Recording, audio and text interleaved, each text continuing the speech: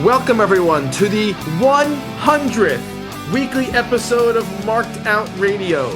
We are the premier podcast focused on the hobby of collecting autographs and photo ops from celebrities. We talk about autograph conventions, on-the-street encounters, and everything else about this hobby. I'm Sean. And I'm Dana. And how does it feel to reach episode 100? We're nearly 2 years in. I think we collectively spent 8 or 9 days of our lives recording these 100 episodes, if we add up all the hours. Did you do a quick little calculation there?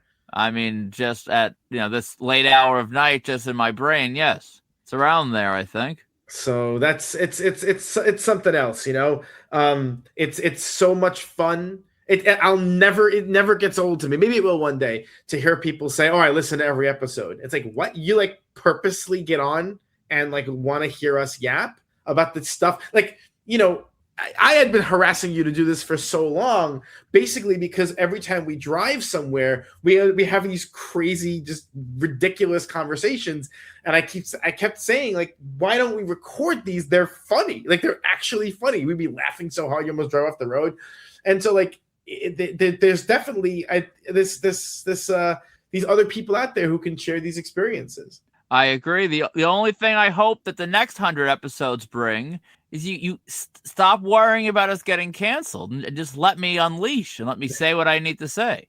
Listen, within reason, you can say pretty much anything. I just don't want all the swearing. As it is, so many of our little guests have swore so much that we're going to get another explicit rating on this one. I think we're like ECW at this point. We should just embrace it. We just strap someone onto a cross and just call it ECW. We're done. The problem with the explicit ratings is it limits your YouTube reach, because then YouTube won't share you out on other stuff. So it's a little bit of a tricky one. And also, I don't know, I don't love the too much. Even when I listen to any kind of shows or whatever, I don't like too much swearing. It's I don't know why. I can't really explain it. I just don't think it's funny. Well, I'm not asking to swear. I'm asking to be able to speak freely in describing certain people.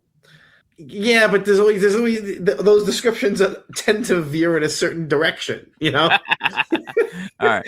So maybe at 300 we can consider. Yeah, listen, if we get big enough, it doesn't matter, But it's just wild how much it's grown so far. It's very fun.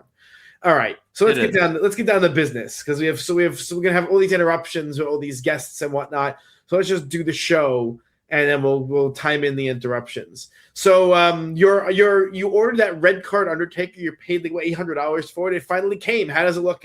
It's case fresh for the most part. There's a little corner ding, but it's perfect. It's flawless. It's amazing. The only problem is Fanatics Fest on the day of the pre-sale, to my knowledge anyway. I mean, I didn't check every day leading up to it, but Taker went from autographs and photo ops to photo ops only. So now I have this nice, nifty $800 red card sitting on my shelf waiting for a to-be-determined time and location when I can get this signed. And you guessed it, I'm not going to ever mail this thing anywhere. So it's going to have to be somewhere I'm at. So are you somewhat disappointed, or are you relieved that you have a temporary reprieve from spending this money? No, I'm disappointed, but I'm still happy to have it because it's beautiful. If Undertaker died right now, today, dead, I think I would still keep it just as a centerpiece of my Hasbro collection, signed or unsigned. Fair enough. Okay, in honor of the 100th episode, we have our first guest coming to us live from the New Jersey Turnpike. It's either Paunch or Stevenson. Mr. Greg 2600, how are you? Hello. It was actually the Parkway. Close enough. Yes. Where are you coming from? God. You guys have never been there, but the wonderful Woodbridge Brewing Company in Woodbridge. I think. Listen, I spent more time there than I would at a day at work today. What do they have? Oh, God, it was a 1986 New York Football Giants reunion. And of course, rather than having something like that at one location, one day or whatever, where they all show up on different tables and you can get in and out of there in an hour, They had them staggered every 2 hours. So Yeah, why wouldn't they do it that way? they, and then they allowed the documentary crew to come in and record for an hour, delayed everything, and just terrible. So did you try and name drop the little rat to get VIP service, or? No, I don't think so. Well, I don't even know who owns the place. There was so many people there. It's hard to say. It was, the people running it. Everyone that was running it was like, "I'm a friend of the owner. I'm a friend of the owner. I'm a friend of the owner. I don't work here." Thanks. Yeah. All right, Mr. 2600. So yeah. you've been around the marked out world for a hot minute, but you're not one of the OGs from the con scene in the early aughts. So what initially brought you to marked out? Gee whiz. So I think it was initially, I used to do book signings and like CD signings and like really like that kind of thing. And I don't know if people were posting them on there, what the deal was. And then somehow I got on there. And then there was Jeremiah, a.k.a. Jaworski. I want to say that he got me on there, but yeah, it had to be him. I don't know how I knew him. That's the crazy thing. He is kind of omnipresent, so I don't even know where I knew him from. It was something like that. Yeah, it was something like that. But anyway, so I went on there and I posted a report one time about meeting Jerry O'Connell, my good buddy, at the Live with Kelly, or maybe it was still Regis. And I was very descriptive about it. And Dana PM'd me. Dana would not approve back then. I guess you guys would approve new reports and stuff. You couldn't just post them. And so Dana was like, kept PMing me. You can't reveal this, you can't reveal that, and I'm like, what are you, Department of Justice, and redacting everything, and so there was like nothing left in the report. I was like, well, this stinks.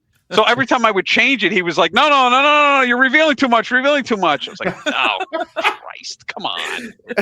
So yeah, I mean that totally. I've never heard the story, by the way. That totally tracks. Honestly, neither did I. I don't even remember this. You were a complete lunatic about preserving spots. That's true. Stupid. You definitely were. But also at the time, so we actually restricted the ability to register for the board. This is a story that we're like waiting to tell because we had a board invasion once. It was a time of war. Where, believe it or not, very long story short, but as a result of that invasion, an employee of WWF or WWE at the time was actually fired from his job. True story. Not a wrestler. Wait a minute. He was a writer producer. Were his initials J and S? No. Oh, okay. I have to go look him up what his name was. So we actually it's been in our notes to tell this story for literally 6 months. We just haven't done it. But long story short, the website was czwfans.com. It was run by. It was big. That was when CZW or Sleazy W, as they like to say, was a kind of a thing, and it was run by a pretty notorious, well-known fan who also had a writing / producing job with WWE. Right. His trolling of particular members of Marked Out was so abusive and hostile that they went and reported him to WWE, and he was fired. This wasn't Big Blue?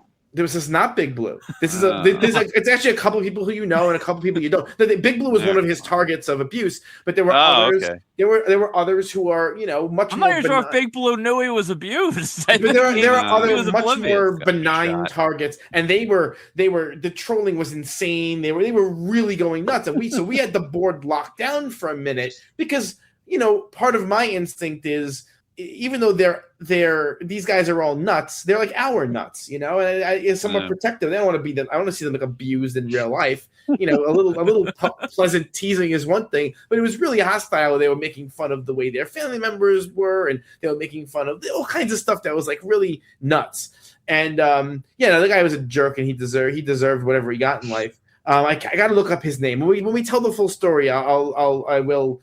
I hope Dana, that you preserved some of the original, like those pictures they posted. They posted pictures. I don't think Dana ruined all that. He killed it. But because it's very funny that you were the initial recipient of the ire of the protect the hippo kind of nonsense. Well, I don't know about initial. It happened. That's when I joined. I did that, and I was like a lurker for a while, and then finally was like, I'll join. How many people were driven away from Marked Out by Dana's insanity? I wonder now. Maybe. I mean, I don't know that drove it. But here's what I would say. This is how welcoming the place was. So early on, I'm trying to figure. I was like, well, should I go for like wrestling conventions or whatever? So there was Legends of the Ring, and they had the infamous super ticket, and I didn't understand that at all. It just made no sense to me because their website. I'm sorry, Terrence, but their website was horrendous and made no sense, and it was the writing, the description on it was didn't explain it. And I'm looking at this and I'm like, I only want like 3 people at this show. Why do I have to buy a $200 super ticket? And I could not find any writing on there that said different.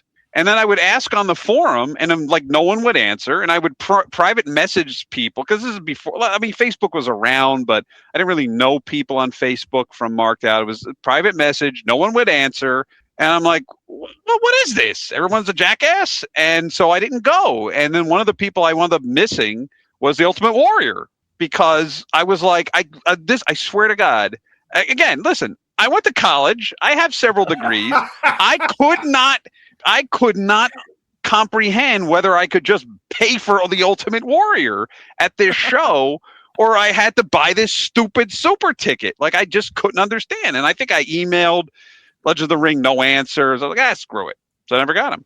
That tracks. All of that is exactly how things were back then. So that's kind of how it was. And then, I became friendly with people. I'd see everyone at Chiller and some other places and other signings, and then would talk to everyone, offline and things like that. And then I started doing like the street meets with people like Jureski and Class and people like that. And who else? CM Showstopper and DJ Knight Rider and, Lanza and everybody else. And then quickly it became, I really got into the awards. And, it was very competitive. Who would be the meter of the year? And then I won it finally. And then, I would go up against Heel Orton and some other people. Well, the guy JJ, he won it a bunch of times. He always had that was like kind of before my time. And then he's just kind of vanished. And then, these people would vanish and then they would come back and vanish. And then,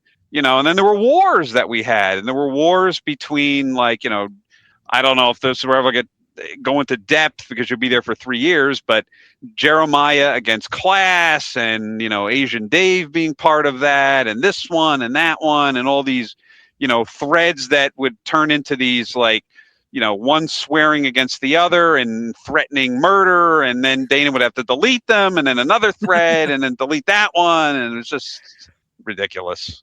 So basically what I'm hearing is one day you walked into your local liquor store looking for a bottle of wine and you ended up finding, the Marked Out dealers who had this ever so enticing heroin. And here you are now coming back from the Woodbridge Brewing Company at nearly 10 o'clock. And basically we ruined your life. Yeah. Oh, yeah. Oh, absolutely. Absolutely. I blame Jeremiah. I blame him all the time. I said, Jeremiah, you got me in. As you know, I did a podcast for many years. And so Rob and I, my co-host, we would go to Chiller and places like that. But we'd only go to meet celebrities that we thought we could get like a 30-second interview or a minute interview with, or get like them to do a bumper for the podcast. Like that was our whole ambition. We didn't care about like autographs. Yeah, you get the picture with them, but like that was the whole thing. So for all of those years that like you guys were doing wrestling shows and other people were doing like Chillers and things like that, I wasn't doing those because I was like, well, I can't get an interview here, or we can't get them there. And so I missed out on all these people who are now dead because because I think it's funny get an interview. Had you done all those old wrestling cons, those guys would have done anything. I mean, we used to walk around. We used to get bumped. We used to get honestly little interviews and things with these random guys, wrestlers and stuff, just to advertise the forum. And I mean, Dana, you have. I think I have them too, but you have this whole like folder of all these videos of these guys doing promos for marked out. It should bring them back. Yeah, I gotta put those on the TikTok. It was like Brutus Beefcake did it. Johnny Fairplay from Survivor did it. The Boogeyman did it. Freaking who else? I mean, Jeff Hardy did it. Did Boogeyman do it? I'm pretty sure the Boogeyman did it. I was somewhere. I remember Jeff Hardy did it. That was the craziest one. The Big Blue. He got Jeff Hardy to do it at a bar somewhere. That's we got to put that video up because more people need to see the joy of Big Blue. We were actually joking about this the other day. We're still hoping for a return of Big Blue to the community. I think he's gone. I think he's vanished. No, he still does. He posted Christmas presents on Facebook. Yeah, his Facebook is public. He doesn't know how to use the settings, and he and it's a shame because I mean some of these people, and this is a fascinating thing, where being a part of these kinds of communities, it messes with their mental health pretty dramatically. Because I guess for the first time in their lives, people would just not be polite to them. I guess some of these people are so like messed up that when they interact with people in the real world, people are sort of like, they're nice to them and they're like, pat them on the head and send them on their way and everything. No one's really honest with them. But because everyone in our community is a little bit nuts, that they like, someone like Big Blue would face honesty for the first time in his life. And he couldn't handle it. Because when people would say to him, "No, that's weird behavior. No, don't do that. Then stop it." He couldn't handle that. So I remember he got that post that he was quitting the forum because it was damaging his mental health. The whole thing. It's fascinating though because he's a grown, almost 50-year-old man if you look at his photos, he looks and dresses exactly the same that he did 20 years ago. His entire life is like cheering for the Giants. And that's his whole life. He has nothing else. No, I know.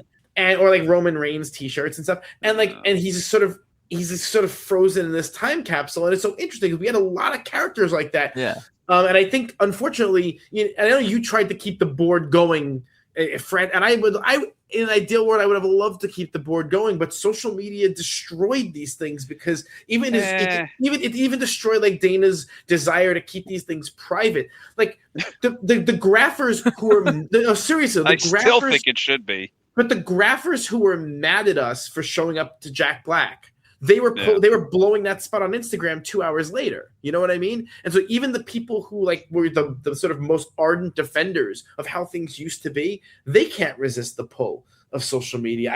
I would love for the board to be this thing where it's sort of a closed ecosystem, but people are so addicted to the attention that comes from social media that you can't get them to do it otherwise. They just won't. It's it's like it's the instant gratification and then it lasts for 15 seconds. I mean, my Facebook feed is just constant, this group, that group, this group, and it's gone, and people are like, you didn't see this or that, and I'm like, well, when was it posted? 3 hours ago. And I'm like, well, it's okay, well, it's 800 miles down the feed. What am I going to do? Definitely. You're just inundated. But yeah, I mean, technically the forum is still there. I mean, it's still there. And let's just point out that while the forum was less public, the forum did ruin Big Blue's marriage. Because every time he would go to WrestleMania, he would always get a hooker. And then remember he posted his report with the photos with the hookers? I do remember that. And then he ended up making a whole apology, how he felt so bad. I can't believe I betrayed my wife. And I love that you read his writing in his voice because we knew when we talked to him at these shows. Oh man, I miss. The problem with Facebook is you lose people like a Big Blue or like an indie nut or those kind of people who. Yeah, the indie nut who had that thread of meeting a girl. What was that about? I have my eye on. It's my favorite thread in the history. It's still there. Yeah, a girl I have my eye on is my favorite thread. It might be my favorite piece of writing I've ever read in my life.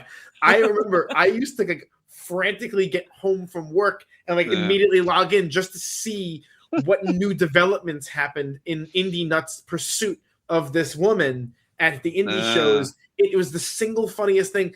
And the fact that I was convinced it was all a bit. And Dana, you still swear he was a real person. No, he's real. I'm not sure he's a person, but he's certainly real. He exists. But yeah, I so- love stuff like that. So I went from like this, kind of newcomer to the forum, whatever, to being like the president of the forum within like, I don't know, like, what did you say? Like about 2 or 3 years. Yeah. Right. It was very And then- fast. Lancey just called me the mayor. I'm like, what am I going to say? I mean, I try to be friendly with people on the street. I mean, I get stopped all the time everywhere I go at these cons. And like when I went to Texas, people are pointing at me, marked out. I'm like, what? Yeah, that's me, I guess. It is a fascinating thing. It's a fascinating thing. And I think the reach for this stuff is much wider than we either think about or like to admit, because it comes up in weird moments. Now, I do think like it's funny because we tried to do something with awards on Facebook, but it doesn't work. It doesn't work. It's not the same. You know what it was, and it's funny as I say that I was like the president or whatever. So me, Dana, sometimes Lanza we would spend. We really needed our head examined in general. But this is the dumbest thing we ever did. I'm going to say this is we used to we did the board awards, and the three of us, mainly me and Dana, but we would spend hours, weeks trying to nominate people to these stupid awards so that we would get enough people nominated so we wouldn't piss anyone off or alienate anyone, and to make sure everyone had a little taste of the pie, right? And then no, wait a minute, I'm not saying we rigged anything, but then we would get it to the point where it was like, okay, we have to do this or that this way, because if not, this one's going to bitch to us, this one's going to complain, it was like, it was the most political, ridiculous thing we ever did. And I swear to Dana, we used to spend like weeks on this. It took us weeks to do all of this, and honestly, we planned it out as flawlessly as possible. And they still all bitched. It didn't matter. And then we would have fights with class, because I know for a fact he was getting people who were lurkers to go in there and vote. I know for a fact, and people that were because back then, then eventually we were like, oh, anybody could create an account and, whatever. And so we're like, wait a minute, why are all these accounts coming out of nowhere over the last 5 days while we're voting? Where did all these come from? And of course, well, I don't know. I only told one person to vote, and clearly there was some shenanigans going on there. Somebody was doing it. But that kind of stuff, it's so funny how you get. It's a perfect example of like a subculture being created, right? Where these things, where most people look at this and they can't even understand why you would possibly care about it, and yet in this little subculture, it meant something. It meant something if you had a photo that other people didn't have. You could convince yourself to care about that. But what's funny is that. And I think, Dana, you'll even agree with me on this, that matters much less today, partly because everyone has everything. But also it's become so much bigger that it matters less. Am I nuts? No, you're right. Yeah. You don't have there's a lot less like when we all got the Rock outside the gym. Like now you would have had 6 videographers there. You would have had Cameron running up. You sneaks like that still happen once in a while, but it's few and far between. Everything is blown up. The cons are attended by everybody. They travel around the country. But social media also, back then there was social media. I mean, there was Instagram. There was Instagram came around 2015, but there was Twitter, there was Facebook, MySpace, whatever. So there were other outlets, but the ability to find things like that and connect with people just wasn't there. I mean, it was very. Not to say it was closed off, but you really needed to be you had to accept someone into. There were no groups like Facebook. I don't know how long ago it was they created groups. It wasn't that many years ago, so you had to be connected with someone to see whatever they got on their Facebook page. It wasn't really out there, marked out, and maybe some other places like that.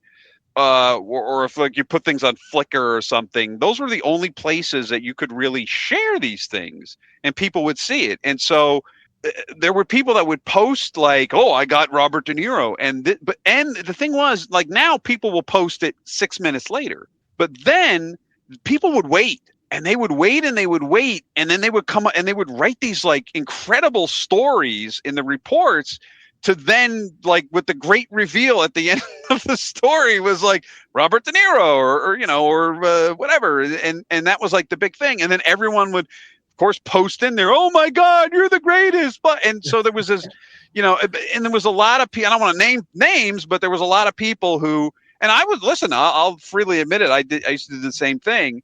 I would wait. I would intentionally wait. Like, oh, somebody's posting this. All right, let me give it a few days. And I would wait for the board to kind of die down for a day or two. And then, boom, I would I would throw in a report with like a huge A-lister, because that's how you would, you get the most reaction to it. Exactly. Was to do it that way. And there was people who existed like that in the hobby. And even if they didn't post it, I knew just personally that's how they existed. And I could name people who you don't see around anymore because their whole thing was, I only get people for free. I only get people on the down low, blah, blah, blah, blah, blah. And that was their whole thing. In fact, there was someone who posted some big wrestling people that he must have gotten a few years ago. I'm not going to name names. And he was one of those people I don't see around anymore because his whole thing was not simply getting the person, but it was the fact that he got this person on the down low and nobody else knew about it. And that was, it was like, like he struck gold and didn't tell anyone. And that was like in this hobby, especially on like the street and all, that was like the thought process for people. That had more currency. I'm going to spike this touchdown and, spike the ball in your face. And now like, well, who cares? Right. Yep. Well, the people who had like decades long relationship with paparazzi who would get the inside and they would lord that over you that they knew and you didn't, and that was an important part of the of the scene, right? It was and that was that whole group of people where if you paid for something that was seen as like you're a loser, you didn't count, it's not real, It's really funny because the whole culture. I mean, I imagine there's still people around who are like that, but a lot of that culture is largely gone. Yeah, photo wise, it's pretty much gone, and even autograph wise, a lot of times it's gone because now I see this in New York all the time on the streets. Like it used to be, there was information, and then maybe you'd have like 5 or maybe 4 or 5 people. Well, now there's like these godfathers that have 10 workers each. They all go, and then these people go, and these people go. And I'm just thinking to myself, I'm like, it used to be that you wouldn't tell anyone, and then they get pissed at you, and then there were all these fights. But now it's like, there's 40 people that show up to these things. Well, as you've seen in these videos. Yes, there's nothing that's not blown up. Right? It's unbelievable. So now the sort of last remaining kind of I got hey look at me kind of moment is, oh, I got the full graph from so and so, like that's literally like the last the last like right, token that they can scribble, it literally it's down to that. There's you can't lord anything over anyone anymore. So that's basically what it's shocking to me how it went from you couldn't find any of this information. There were, like I said, book signings, conventions. I felt like there was people either on Marked Out or whatever who would hide conventions. Can you imagine that? I don't mean like a giant New York Comic-Con. I mean like, I don't know. Gary Busey is going to appear at the Reading, Pennsylvania, county fair, which is public. It's been advertised maybe locally. I talked about this before, I think, though. There's a board member who everyone knows who knew that I was a very, very big Survivor fan. And CBS had advertised, this was years ago, CBS had advertised they were having one of those parties where you can do a meet and greet with the Survivor cast, They deliberately I had seen them around at cons. they deliberately withheld that was happening so I wouldn't get it.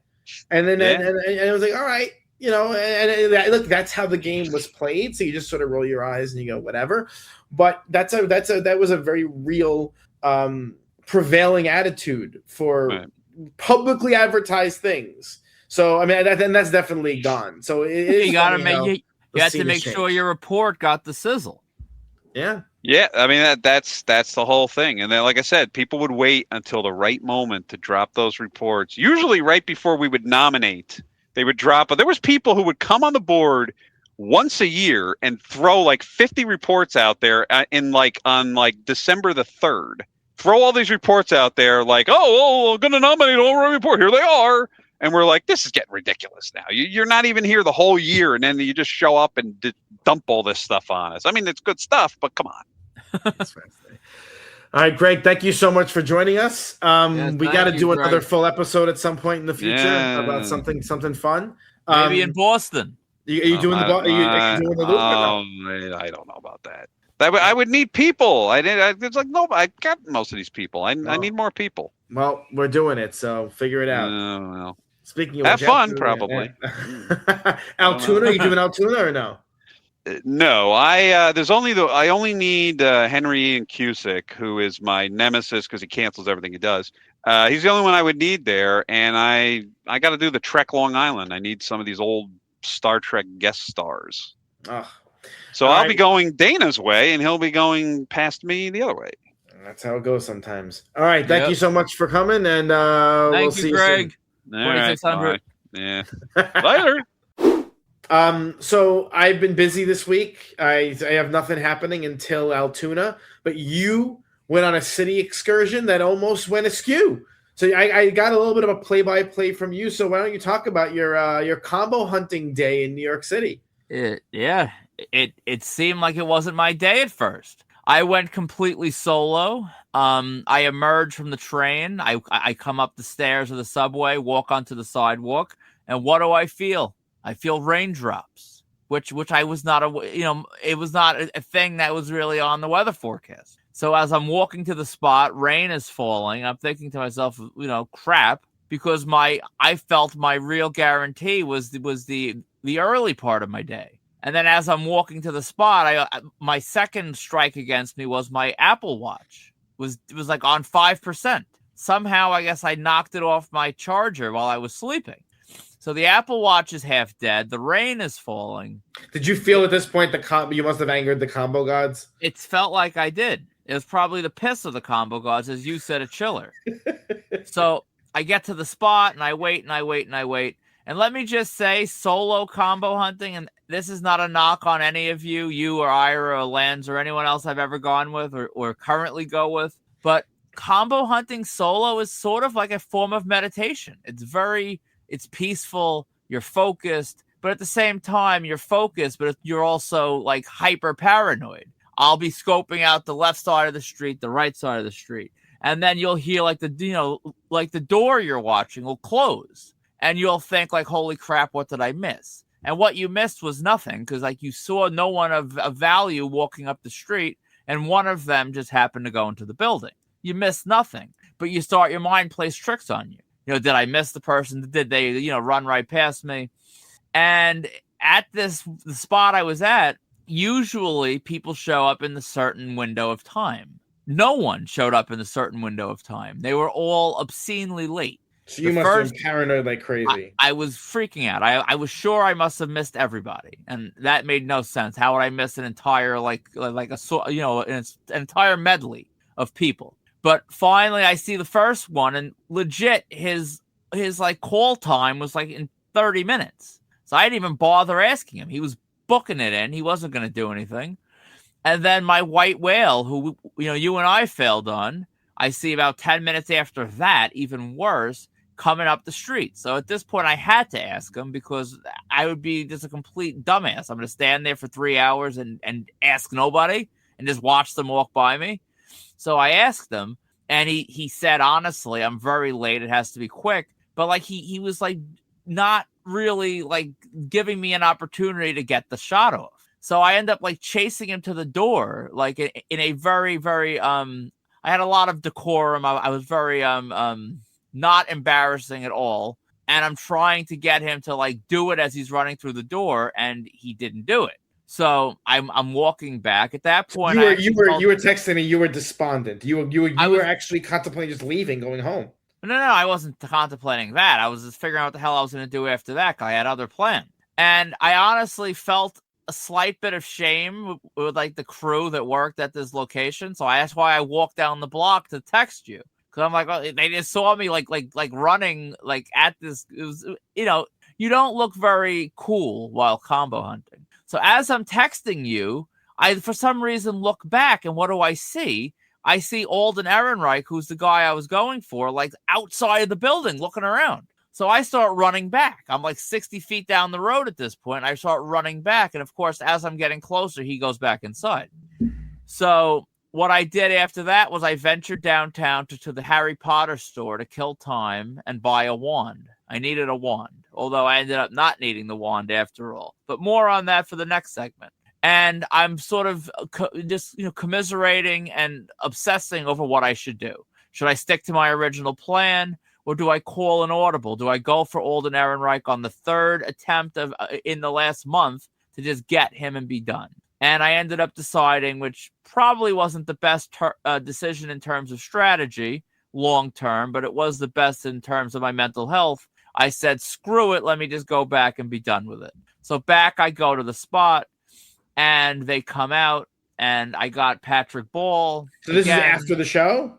After the show. So you waited, 3 hours? Well, I mean, I spent about an hour and a half in the Harry Potter store. Because there was actually like a whole lot of savings and sales going on. A lot of good stuff. I'm trying to think. Maybe I'll make a list of all the things I would rather do than spend an hour and a half in the Harry Potter store, dipping my balls in sulfuric acid, or just start naming things that I would rather do than that. It gets worse. They had a really good deal on a plush Hagrid so I bought the plush Hagrid. It was $8 instead of $45.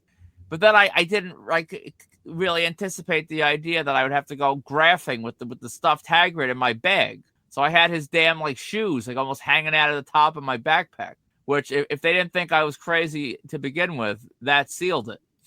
So, anyway, I'm back at the spot. Patrick Ball, gave me a graph level signature on this print that I started. Con level signature. Yeah, con level. That's what I meant. Con level. Yes. It's beautiful.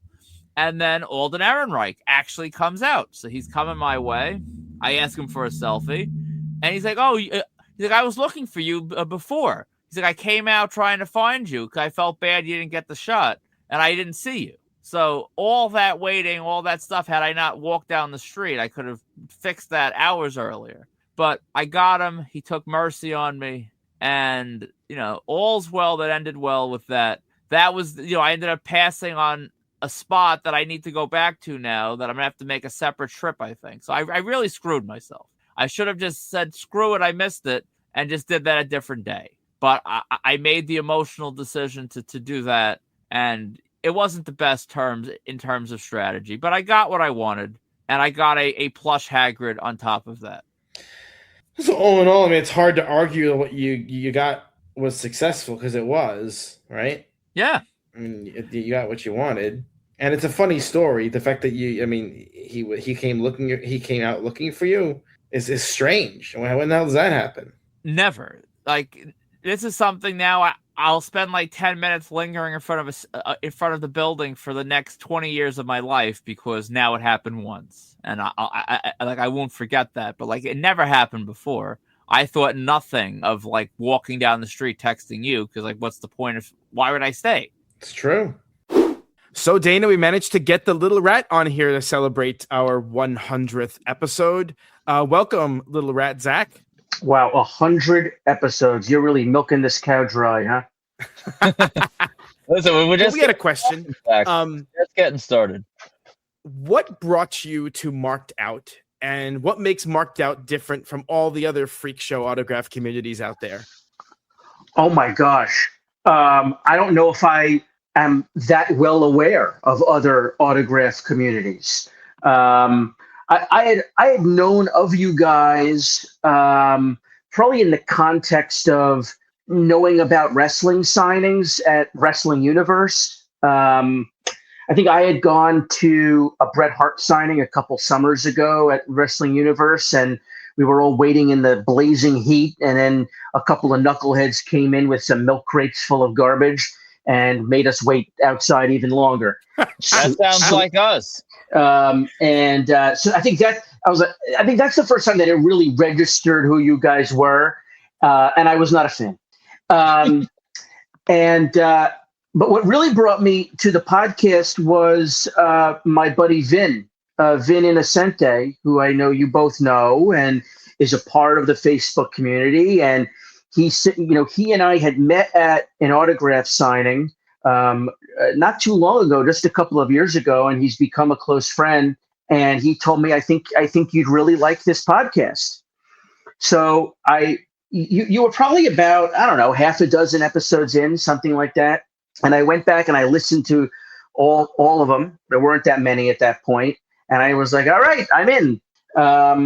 It's just been a fun listen the last, Jesus Christ, almost 2 years, huh? We're closing in on 2 years. Let's be honest. Let's be honest. It's too many. It's too long. Enough. Too long. Enough's enough. I think 100. Time to hang it up. What do you think? You think right now? I feel like it's just getting started in a way, because if you go back and listen, in the early, probably the first 30 or 40 episodes, there was no content. Even the modern, the format that we have now wasn't really established yet. And this week's episode now was legit 3 hours, just because there were so many reports. And I don't know, we were actually talking about this the other day. It actually angers me when people write reports that just aren't narratives. It's like they just plop a photo or they plop a picture of an autograph there with no kind of narrative or story. I feel like, and I actually credited Dana with this early on, had to be almost 2 decades ago now, started this whole creating these reports as narratives to tell the whole story of the whole day. I just find it more interesting. And most of the communities don't do that. I can't say what the other communities do. I'm in some of these other autograph Facebook groups now, and they're not really communities. They're mostly marketplaces for the most part. And advertisements for, not just items, but, upcoming signings or, something like consignment. A lot of consignment groups and things like that. But I can't say what the other groups do, but I certainly don't see a lot of reports, narrative or not, elsewhere. But it's funny. I was just having this conversation with my with my wife earlier today. I wrote a report yesterday, late last night, I think it was, about something Vin and I did on Saturday. And I don't know if I wrote it too late to make it into this week's episode. So I don't know if you guys have discussed it or not yet, but my wife and I were sitting on the couch playing with our son, and she turns to me, she says, I saw your long report on on the thing that you did, and I said, oh, I didn't know you saw it. You didn't like it. And she said to me, I don't need to like it, because if I like it, then it shows up to my friends, and I don't need them to know that I'm married to a guy that writes these reports that go on, and sticks and all that. And and I said to her, I was like, you realize that's the bit, right? It's a bit that when I talk about the route that we took and the place that we parked and the crap that we ate and all of that, it's a and she turns to me, she goes, I know, yeah, you're the little rat, I get it. It is funny though, trying to explain some of this stuff to outsiders. I don't think it's possible, honestly. It's a lot of it's not possible. What makes it funny? Like when Vin posted that report a few weeks ago, and he clearly omitted what food was eaten, and it actually caused a little bit of an uproar. Why didn't you say what you ate?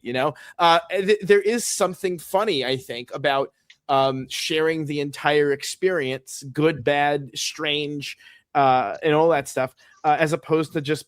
I feel like anywhere you can just take a picture and you can upload it and you can move on with your day. But it's just, I don't know. I feel like it's, you almost feel like these people, even when they're halfway around the world in many cases, because they we all kind of share this weird thread through our consciousness of sorts of these strange experiences. No, there's no doubt about it. Absolutely. And I started doing this, I think, because and layering that into some of my reports because I'm interested in that stuff. I've told you guys before, this is probably a few months ago now, at one of the Cherry Hill shows, said, "Oh, I stopped at this place on the way. It was, this German restaurant. I had some good German food or something." And it is this it's this fun place on my route down to the Philadelphia area, in the middle of nowhere, Pennsylvania or South Jersey, something like that. I think it's in South Jersey. This it's almost like a theme restaurant, it's like a cottage in the middle of Bavaria or something, and they have all this home style German food.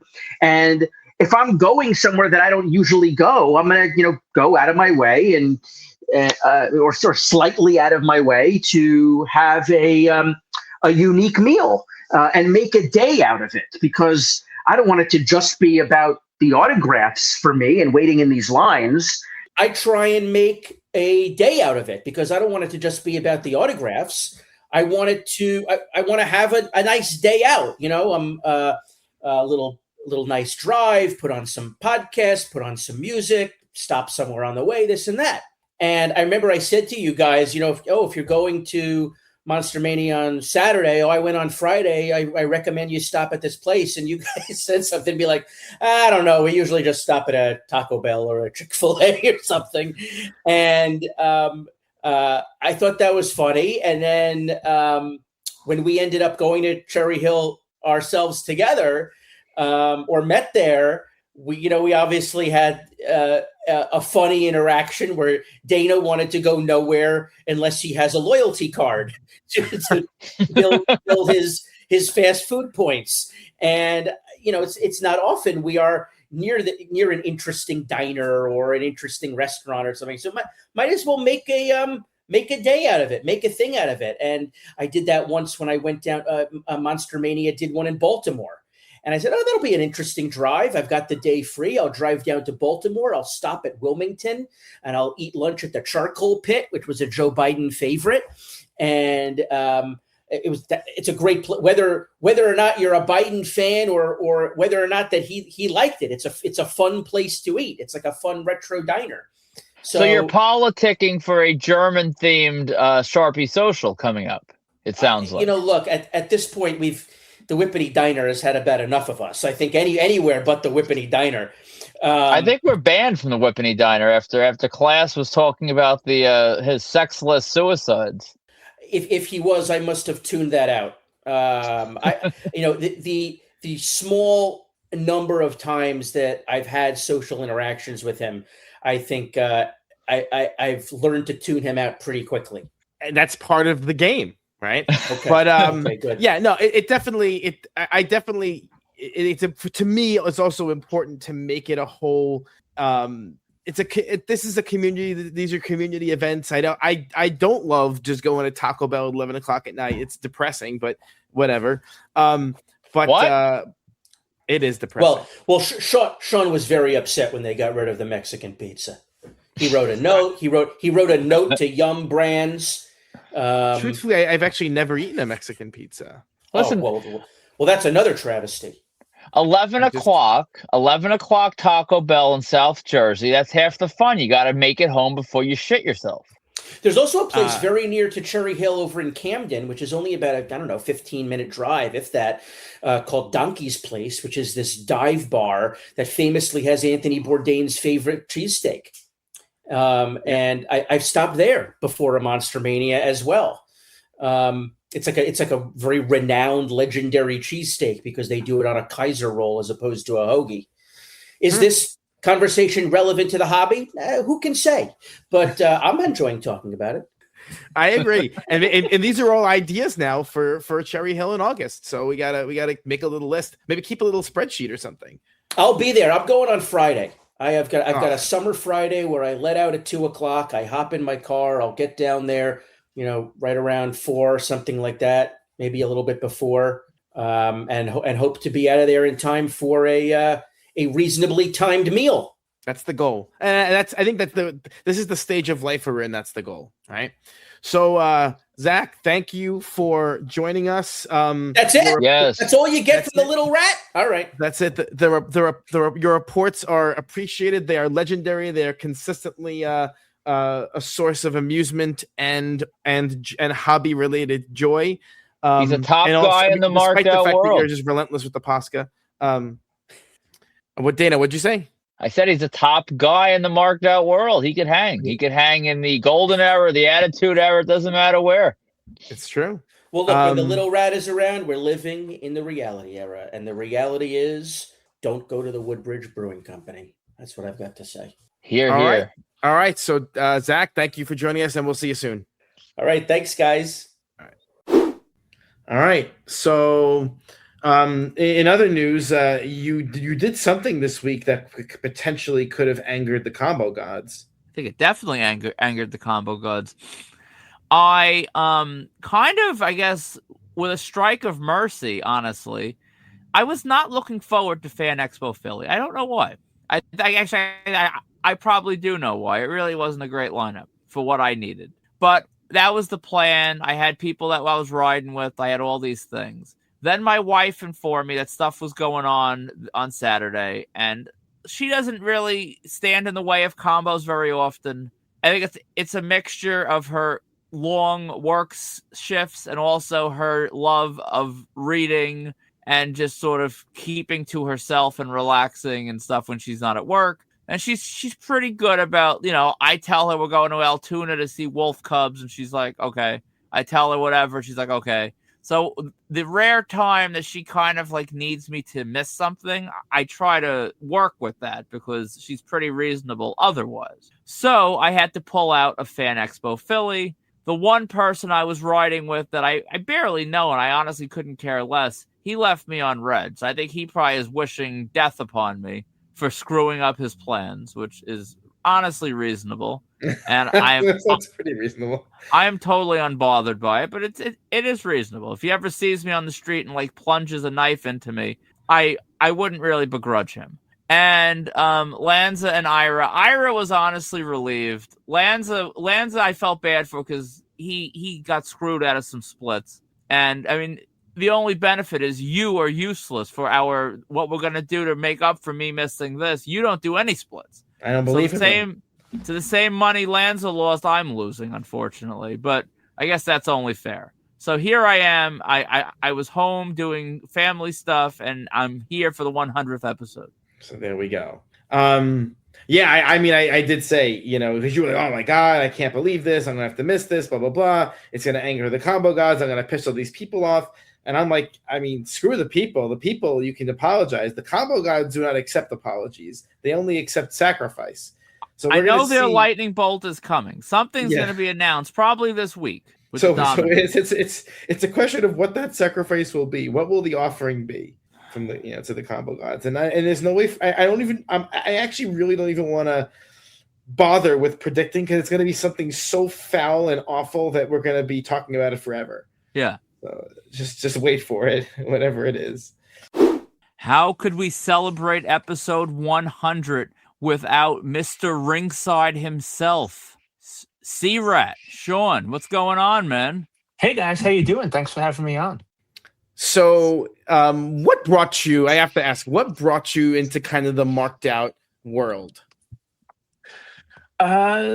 I had gotten back into collecting a few years ago. It's something I've always been interested in, and the passion got reignited a few years ago, and I, started to go by K&S more, K&S WrestleFest, and they were always talking about marked out radio. So I just started listening, and then jumped into the Facebook community, and it was like, oh, these are my people, and it just kind of took on a life of its own from there.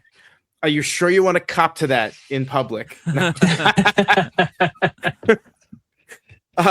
the story is the story. What do you think makes, marked out and the people, the crazy characters and stuff, what makes this kind of group and this community different from the other communities out there? I think at the end of the day, everyone has the same passion, but there's a good balance of that passion. amongst everyone. So everyone has their different ways of doing things. And I think it's not just one type of fan base. So it's not just wrestling meet and greets, and it's not just, Broadway meet and greets and sport meet and greets. You get a wide variety of people with different interests, which can spark some interest in yourself. And I think that's what kind of, I think that's what makes it different. And I think that's what makes it special. And you get to meet a lot of people at events, and everyone's usually very nice.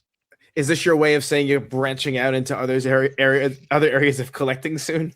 I've always had a Star Wars passion, and I kind of many years ago, I got into more involved in Star Wars collecting, and kind of got had a few weird incidents and decided to kind of drop it. But now I'm getting back into it again.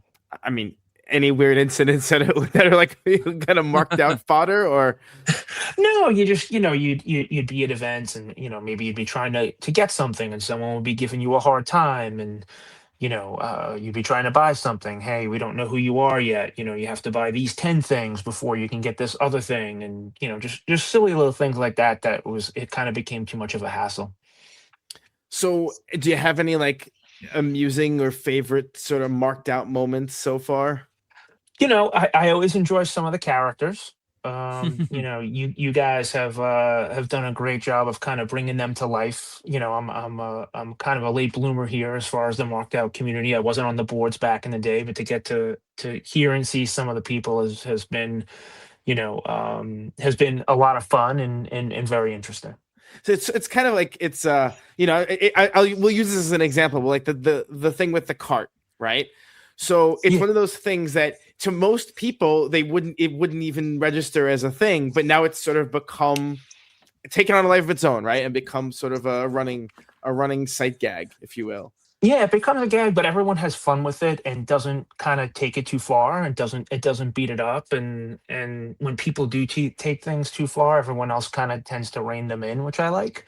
It's kind of a self-regulating community. I'm sure you guys don't feel that way. I think in the last episode you were talking about how many comments you've had to delete recently, but overall it tends to self-regulate, and that's the part I enjoy, because it makes it a little more digestible. And obviously you guys doing this podcast, I mean, this is, as I've said to Dana, this is my Monday morning walk the dog, just guaranteed listen. I get my tea, I walk the dog, and I just listen to you guys do your thing, usually on 2x. So it usually sounds like you've kind of taken something you shouldn't have taken, but and then when something really good happens, I'll drop it down to 1.5.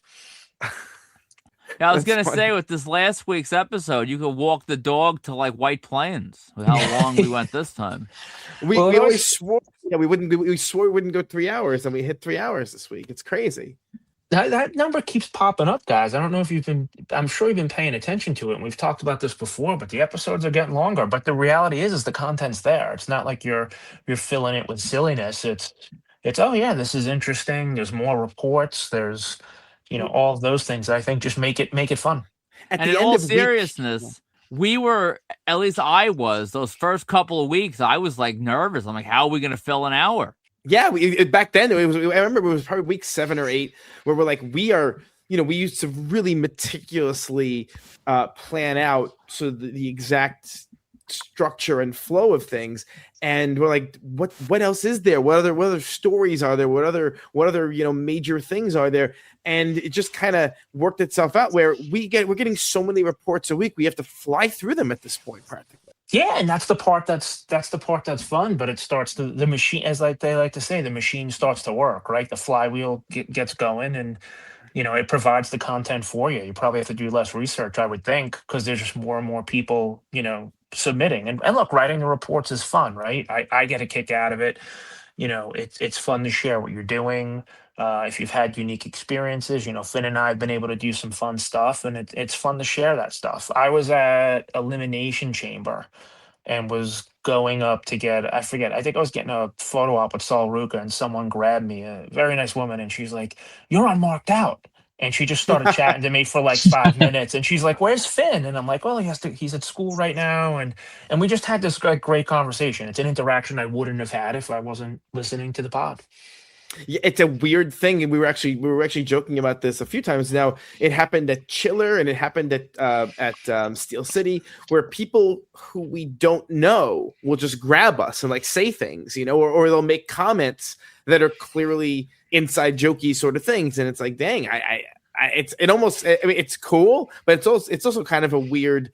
It's a weird feeling, but I think this is one of those things where it's a big community in the sense that these shows have tens of thousands of people a year going through them, but it's also a very small one. You basically see the same faces everywhere you go. Yeah, but it's fun to see those faces and the randomness of it. Finn and I we were down in Florida visiting my mom and decided to hit a WWE show. And all of a sudden we hear, "Hey guys, what's up?" And we turn around and there's Vinny on his bike. And like, okay, how did this happen? And we had a great chat. And we wound up sitting next to him at the show, just randomly. But there was an extra seat open next to us, and we said, "Why don't you come on over?" And had a great moment. But then there was a father son sitting that was standing on the line behind us, and when Vinny left, they started joking like, "Oh, just random people came up and said hi to you," and we're like, "Oh, we know him. He's from Staten Island." And we started talking to them, and now we're friends with them. I just ran into them at Backlash actually in Tampa. So it's a good way to see your friends and make new ones. Yeah, well, it's kind of funny. We actually never talked about this. It was that day that I was at the NXT Gold Rush, and all of a sudden, the guy sitting in front of me, I don't know his name, but the guy sitting in front of me turns around and says, "Oh, Sean tells me you do a podcast." I'm like, "What? What is going on here?" And I just, that was my buddy Chase, I think. And you had that great Jushin Liger hat on, right? Yeah, I did.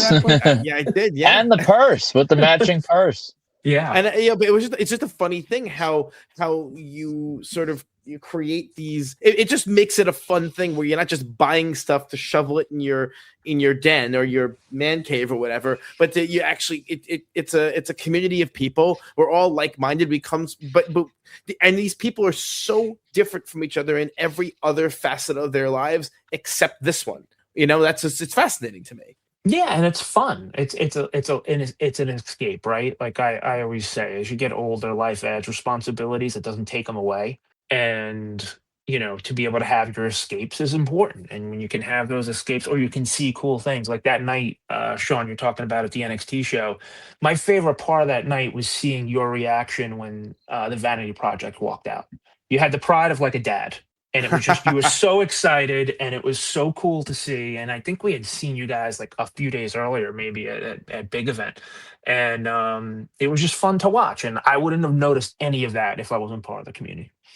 Yeah, I gotta say that particular moment, the fact that when they came out and I was booing like a lunatic, and it was my booing face that got put up on the screen. Yeah, it's particularly fun for me, and I was going crazy. Boom! I really wanted to give them, as big of a boo as I could. It was a very, very, very cool moment, knowing that, I was like dropping them off at the train station 2 days earlier, yelling at them that they should be saving their money, and it's like a funny, this whole thing is just it's been a funny trip, in a lot of ways. For sure. I've had a great time. It's kind of weird that this is episode 100. We're 2 years in, rounding the corner on 2 years in. It feels like it really started. I don't know about you, Dana. It feels like it started yesterday. It doesn't feel like 2 years. I mean, usually before with our technical difficulties, it felt like it started like 13 years ago. But on a good day, it feels like, just right around the corner. 100 episodes really flies. Yeah, and you guys have done a great job. I've gone back and listened to every episode.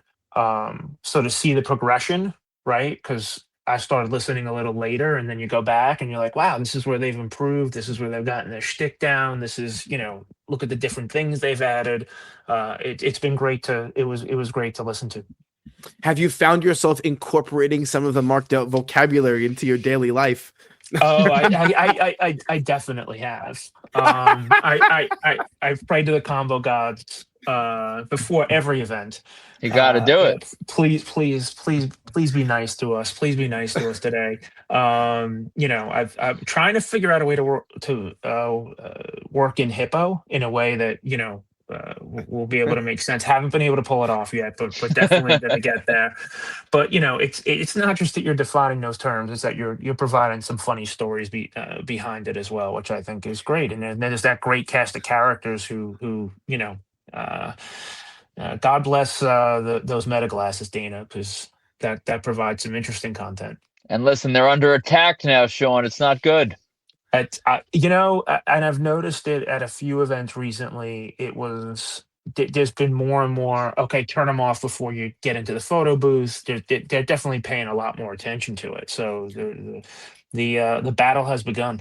Yeah, I was actually arguing with a couple of agents on Facebook. I sound like, what am I? I'm like I'm like mother or something. I'm arguing with people on Facebook, but I was arguing with a couple of agents on Facebook this week where they because they are just lying and contriving all kinds of fake reasons why they don't want meta glasses in the shows, where they really they want to monetize. They haven't figured out a way to monetize that yet.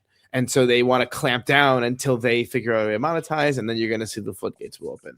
That's how these things always go. And I understand. I don't begrudge that necessarily, but I just when they have to lie about it, just don't contrive a reason. Just say, hey, we're not making any money from this, so no glasses. I would at least respect the honesty, but I digress. So thanks for coming on. Thanks for sharing this with us. Yes, thank you, Sean. Absolutely. Thank you guys for all you do. It's a nice break during the week, and it gives me and Finn something to talk about. So thank you very much, because it gives me a few extra minutes with my son that I normally wouldn't have. And with a teenager, it's always nice to figure out angles to get in. Otherwise, you gotta. Yeah, he's living a good life, that kid. So I believe it. Yeah, we're. Thank you again. All right, take it easy. Thank you so much. Take it easy. Take care. Bye-bye. So there are only a couple stories this week that were big. The first was, or actually the most recent, was Brock Lesnar made a random appearance at a tractor supply store, a home store, like a home supply store in Home Saskatchewan. hardware, it's called, or something. Yeah, hardware store. So that's it's the word. Basically Tractor Supply of Canada. In Saskatchewan, and you sussed out the story, right? So you saw someone told you the story. Yeah, and by sussed out the story, I mean some unsolicited stranger told me the story, and I've done nothing to actually fact check it. So it sounds completely reasonable. Yeah, I'm a true journalist. So here we go. Brock Lesnar went out quadding with a couple, which sounds kind of weird, but it gets weirder. Apparently, the wife smokes meat. And the meat she smoked was so good that Brock said, "Oh my God, I love this meat. I have to partner with you on a giant bag of smoker pellets." And they said, "All right, sure, let's do it." So they made Brock Lesnar smoker pellets that come in these 40-pound bags.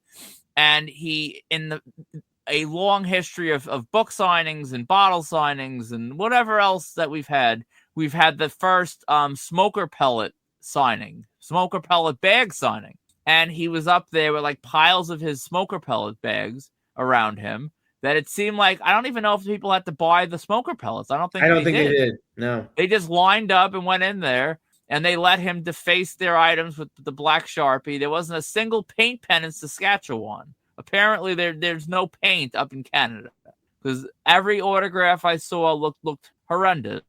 And yes, that is slightly just sour grapes and jealous, because I will say the photo ops looked fantastic. He was putting people in headlocks. There was all kinds of crazy stuff. He was going nuts. Yeah.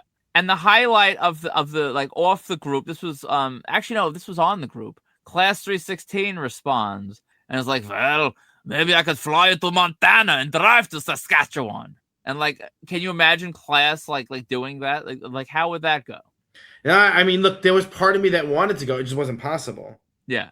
I mean, that would have been an adventure for the ages, for sure. But to all the idiots out there that think now he's going to do Fanatics Fest and now he's going to be appearing at the Dollar General in Milwaukee, this is a very, very weird situation. A stone's throw from his ranch up in hiding. I don't think this means anything. Maybe he had such a great time that somebody can offer him a 6-figure deal. He'll take it. Maybe. I wouldn't hold my breath. Look, you never know. maybe he had a great time and realizes he wants to start doing these things. Maybe this is a one and done and we'll never see him again. Who the hell knows? It was certainly interesting though. And then there were a lot of people when this got announced. I mean, people went nuts, rightly so. He doesn't do appearances. And then there are people, is he actually going to show up? There were people, he's supposed to be in Europe. He's not going to show up. Listen, Brock does what Brock wants, and for whatever reason, he wanted to do this. What does that mean for the future? I guess stay tuned. Okay, guys, for episode 100, we had to get the king of Whatnot off of Whatnot to come on and share some thoughts about Marked Out. Today, we are joined by Rockin with Dan. What's going on, guys? Dan, all the way from Orlando, Florida, linking in, Beautiful right? Orlando. All right.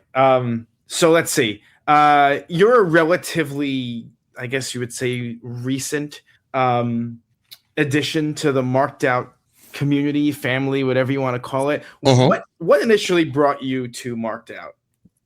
Honestly, I'm trying to remember. My memory's so bad on some things. I think it was something with Golden Ring, maybe, that got it. Maybe it was the Tom Kenny signing. Maybe that was it. This was 2022? Maybe originally? Yeah. That sounds possible. That sounds like it might be the timeline. And so from your experience, whether it's listening to the podcast or part of the Facebook shenanigans or seeing the various characters who are sort of introduced into the scene, what makes Marked Out different from the other autograph communities you've seen or been a part of? I think it's just the fact that for the most part, people are very supportive of each other, what they're doing. And also, I like that people are very opinionated. Whether you agree or disagree, people are opinionated. And I like that. So if, let's just say, Linder's talking about getting something signed by a Disney character, and I go, yeah, that's great. Now, Sean might go, that's stupid, but it's opinions, and you have to, and the respect aspect. And also the fact is, if people are being annoying, you guys boot them, which I like. So yeah, I do. Marked Out the sort of whole point of the thing originally was, and the whole premise that this community was founded on, almost 20 years ago now, was like holding promoters accountable, calling people out on their obvious like lies or stupidity or weirdness. But because we're all kind of weird, that just means that we sort of treat our opinions as if they're normal, and they're really only normal in this kind of crazy community. Oh, 100%. Oh, 100%. If I talk to some of my friends that don't really do the autograph stuff like that, and I'll talk about something, they look like I'm just insane. And you try to, do you try to like convert normal people to this lifestyle, or do you try to like show off stuff, or have you given up that whole? I show off stuff when people come to my apartment. They see a lot of the stuff I'm sitting around looking at right now. And if people are going to their first convention, I'll give them those tips of like, hey, on this figure, don't use that pen, try this. Or this card will look best on this. Try to give them those little tips. Do people typically, respond to this with gratitude, or do they look at you like you're nuts? Or some combination thereof? Definitely a combination. 100%. It's like, hey, don't use a Sharpie on an action figure. It's 2026. Like, what are you doing? No, it's funny like that because we, this is one. In the beginning, we first started doing the show. I remember, Dana, you and I had disagreement about like doing a pen episode. I would say arguments about pens are probably one of the most consistent running themes of the Facebook group. Oh, 100%. You see in our world, like the most like salacious thing is someone doing Posca instead of like Deco or Sharpie on plastic, but like almost everyone is using paint. And not to go back to the topic that we covered earlier with Brock Lesnar, but the amount of people you saw up in Canada just happily getting black Sharpie on their figures, brutal. It really shows they need a Marked Out membership to sort of broaden their horizons a little bit. Oh, 100%. So when I see people getting Funko signed still in Sharpie, I'm like, oh, why? When you see that happening, do you feel compelled to intervene?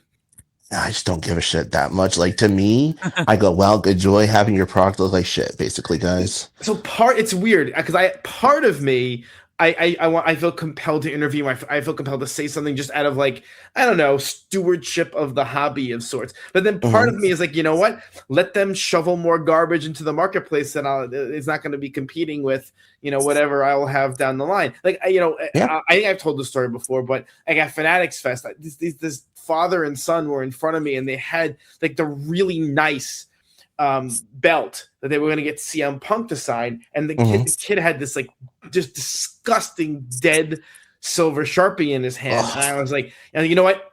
I know you don't know me, and I know you might think I'm nuts. Trust me. Use that. I handed them the metallic, deco silver fine point. I said, just trust me. Use this one. You'll thank me later. Yeah. And that was that. But I don't know what, like, I feel like if someone had done that to me, I would be like, get away from me, man. But here I am talking to strangers. That was my worst nightmare when I was young. Like I was in the store or something, like my mother, where she would talk to strangers in the store. And I was like, you shut up, stop talking to these people. You don't know them. And now I find myself doing it. Yeah. Even now, like, yeah. If it's people I know, I'm going to bug the shit out of them until they change their pen or listen to me. But if strangers, I just go, I don't care enough. Like, goodbye. Go ruin your product. So what's coming up? I've given people my pens. I'm like, yo, you better use this. Like my friends who I'm with at Science, but you better use this or I'm going to be very disappointed in you. So what's coming up for Rockin in the near future? The biggest one right now is The Gathering in Charlotte. One of my favorite shows I go to a year. That's loaded up with talent. And it's great whatnot inventory I get. And that's all I think about is getting whatnot inventory nowadays. So you're fully converted in your mind from compulsively collecting for your own sake, as opposed to gathering inventory for your online business and presence. No, I still collect. Like I do signed VHSs, but I have my rules. So it has to be something a VHS I had as a kid growing up. That's kind of my rule I stick with. So I have a SummerSlam Greatest Hits with Luger and Yokozuna. I'll get Luger on. Like stuff like that. But then it all varies on the talent. But some of these guys, I've been to so many shows I've been to over the years. I've met so many of these people already.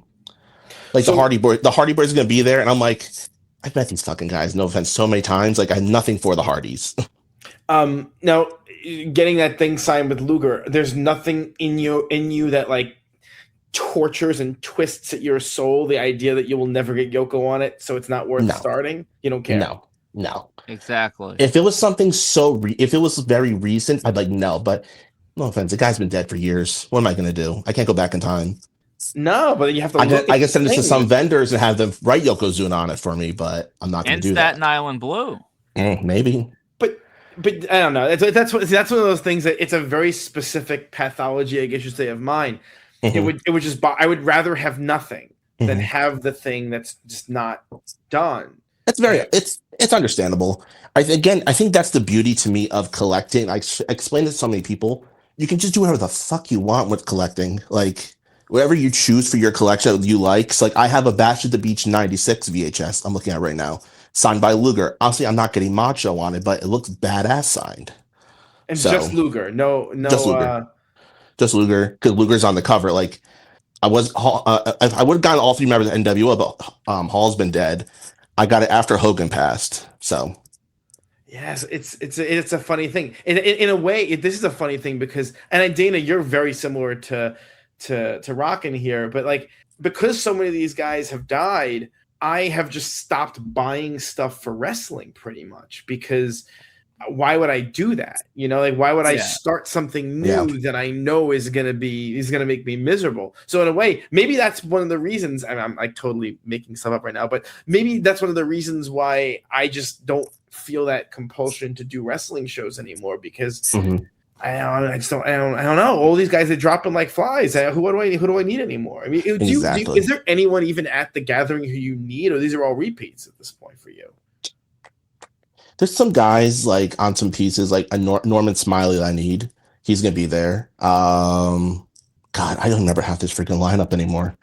There's photo ops I'm gonna get, like the New Age Outlaws I don't have. There's a lot of people, but I also just like that show in general. I've been going for so many years.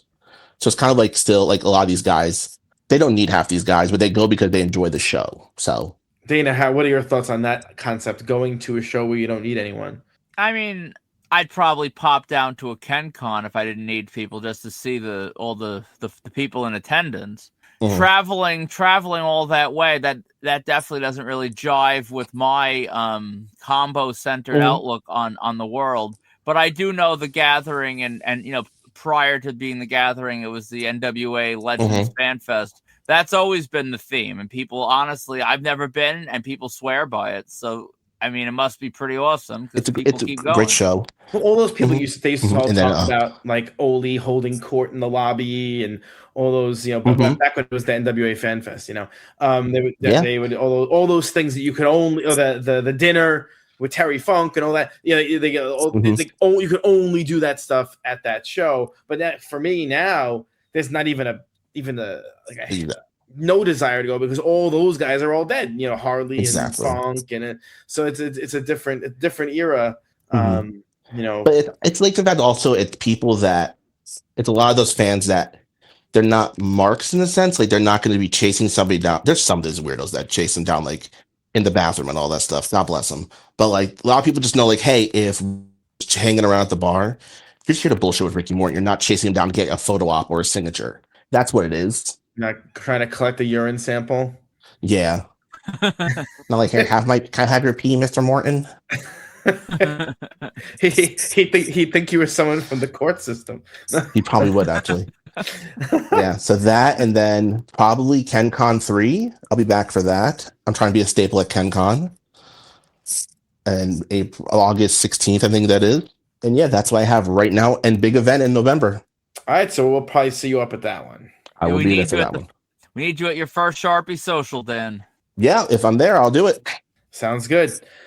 All right. Thank you so much for celebrating our 100th episode with us. And of course. And thanks for having me. Yeah. Congrats on 100 episodes. We'll see you on great service to doing a great service to the community at the end of the day. All right. Thank you. Thanks, guys. Bye. Also, there was we had talked about it previously. There was a whole controversy. Premier Collectibles was selling Liza Minnelli signed book. Most experts instantly recognized that they were not live signatures. Premier, it was a ridiculous thing where they were selling the option on their site to get the book, the signature upgraded to a JSA signature, JSA certified signature. JSA refused to certify any of the books. Premier sold the books and sent them out with their own certificate of authenticity anyway. And then there were people fighting about trying to get refunds. So anyway, our own Vinny, he got a refund for his books that he purchased. And of course, that brought people out of the woodwork saying that he shouldn't have done that for some reason. I'm not really sure what the reason they gave was. Yeah, some said he shouldn't have bought 4 books because he's going to sell them, God forbid. Like Premier Collectibles was just donating them to kids with AIDS or something, like as a charitable act. It's all being sold. And it none of it makes sense. And then there was that one special moron that thought it was so, it was a book and you paid for the book and the autograph was secondary and you should still keep the book. And I mean, I would like to think he can't be that dumb. He must have just been trolling, but no, he seemed pretty dumb. Fair. So anyway, yeah, that was that. That was fun to see though, and it's funny because people were trying to defend Premier Collectibles. This is a song they sing all the time. This is part of their business model. Okay. Well, their standard disclaimer is, well, the publisher told us it was real. That's what they always say. And of course the publisher, because the publisher has every incentive to lie. So I don't trust them at all. It's very frustrating to me that all these bands and things are, working with Premier. Yeah. Basically, they're not as bad. They're not as bad as PPWF, but they use that same strategy where the amount of refunds they have to issue pale in comparison to the amount of clueless people that never ask for one. Yep. And they end up green just from ignorance. And it's just a very sad situation.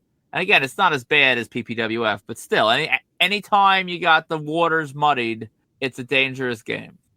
Yeah, and then the other thing that went kind of viral, well, and this is funny because I saw this on a lot of groups. I saw this on a lot of news outlets posted this.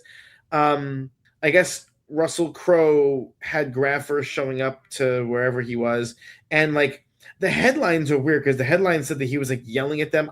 He wasn't really yelling at them.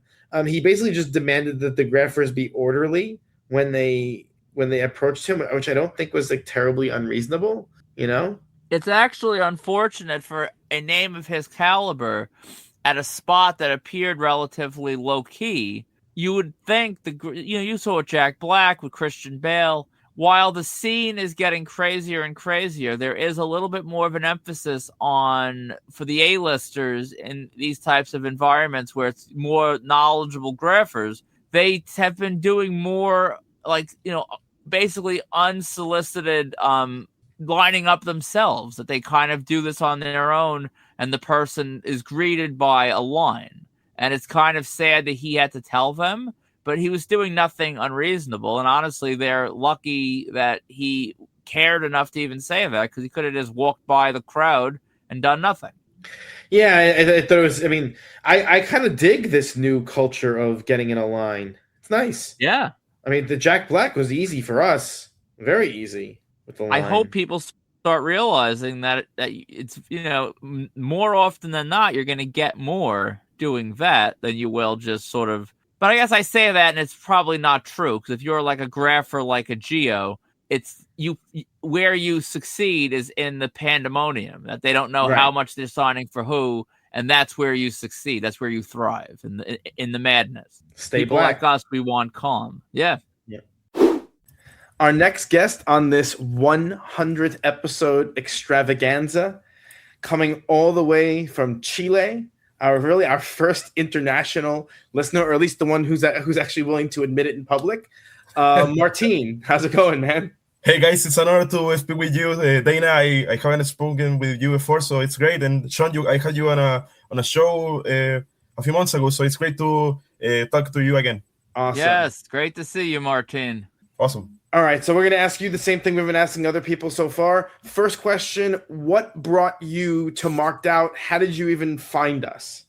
Okay, so I'm a big wrestling fan, so I was in a bunch of groups of wrestling-related stuff, and I found your podcast, I believe, at the third episode, number 3. So I saw that you guys were talking about the hobby, and I thought it was a great idea, because I've never seen something like that before, So I took a look, and I really appreciate the stories you guys were telling at the beginning from conventions and stuff, because it's stuff that I've done before. I traveled to the States 6 times now, so I've been to a lot of conventions, and I think it's a hobby with a lot of topics. So you can talk about the street graphing and obviously the conventions that are really fun. So I think the podcast is great, and I've listened to every episode so far. Thank you, but that's a lot of listening to our nonsense. A lot of hours, Martin. A lot of hours. Yeah, a lot of hours. But it's great. But it's like I know you guys. It's like reading a book, but like you get to know the author. I think it's like that. I'm getting to know you guys through this podcast. I take no responsibility for the consequences of that. No. All right. And so what makes you're a part of a lot of these different wrestling communities and on the autograph communities and stuff. What makes Marked Out different from all those other ones? Well, I think that it's great because most of you guys know each other. I actually know in person some of the guys who participate in the group. I met Bob. I met Class 316. I actually believe that one time I saw Dana at one of the shows. I didn't get a chance to speak with him a lot.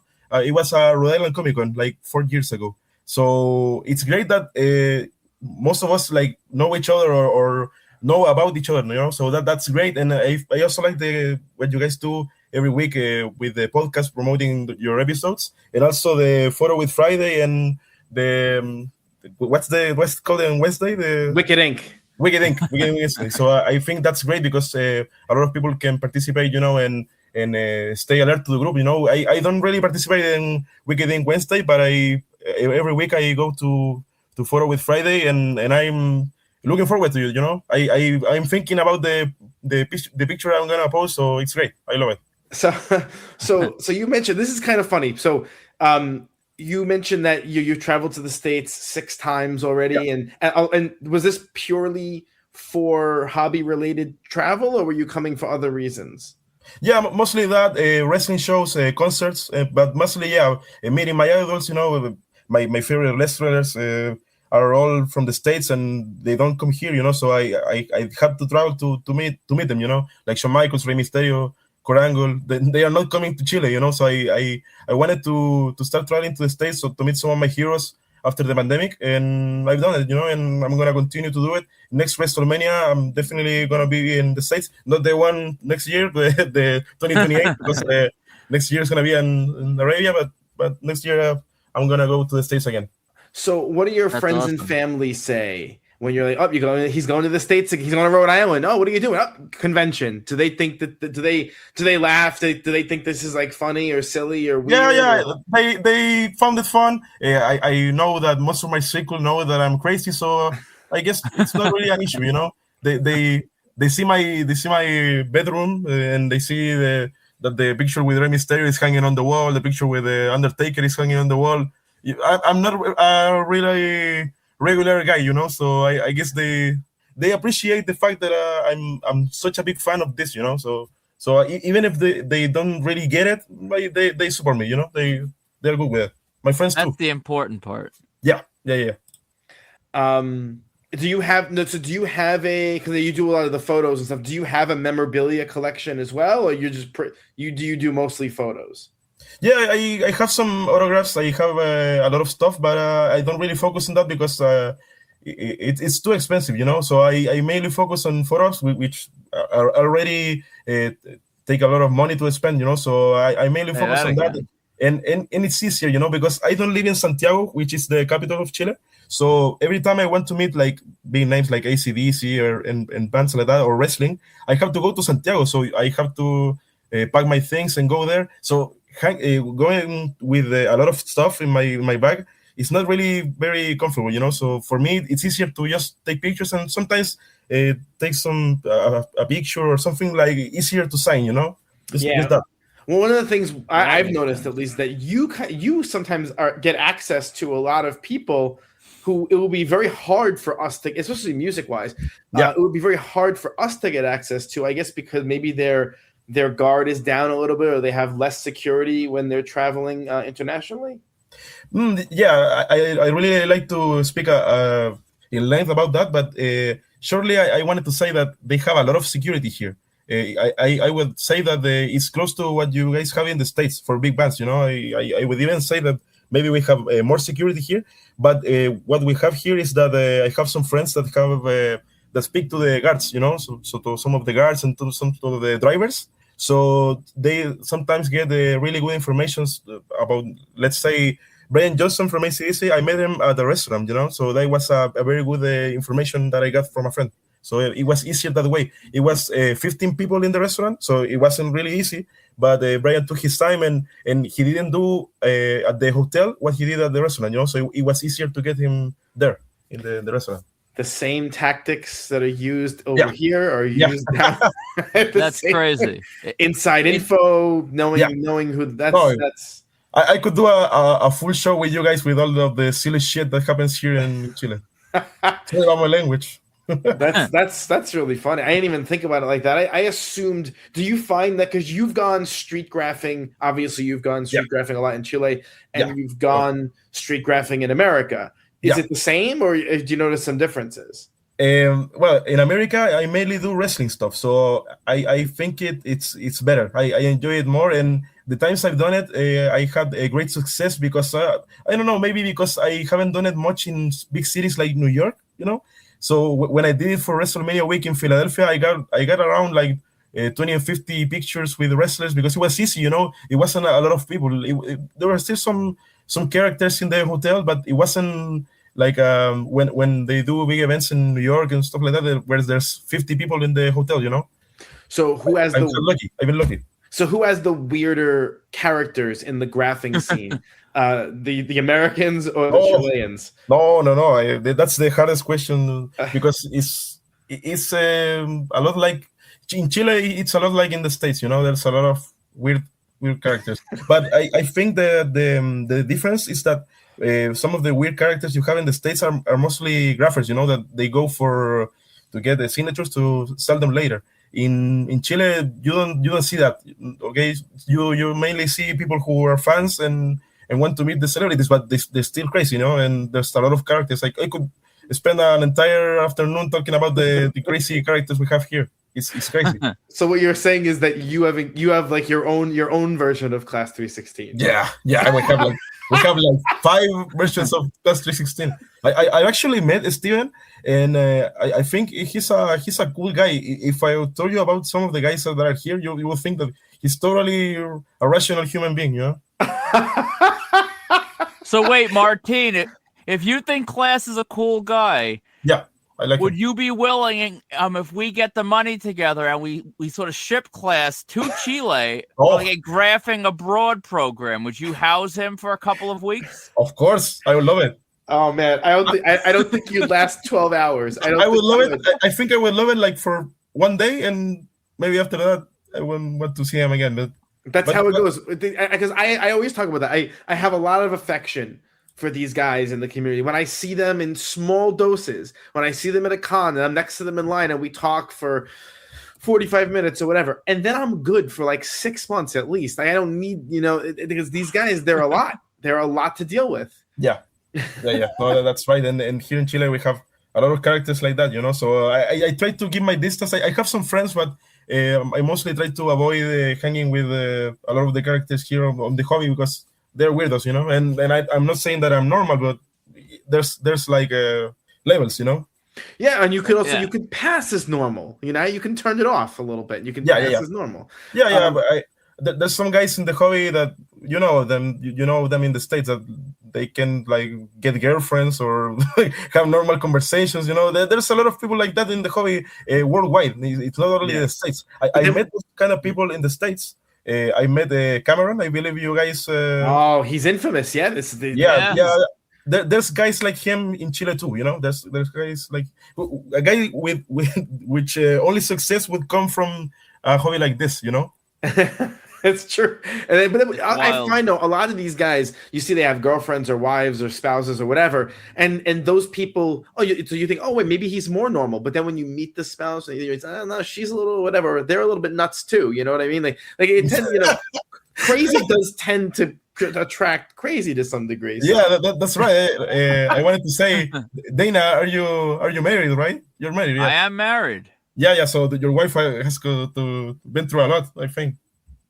Yeah, she can't stand this stuff, honestly, as far as doing it. But I mean, she's crazy in her own right of things she buys and collects. Just like you said, it kind of, I think nutty people kind of find each other. Well, a lot of my trips I did it with my ex-girlfriend, So I think it's great when you have something in common like that. But yeah, it's weird to find people, especially women, who would be into this kind of stuff, So.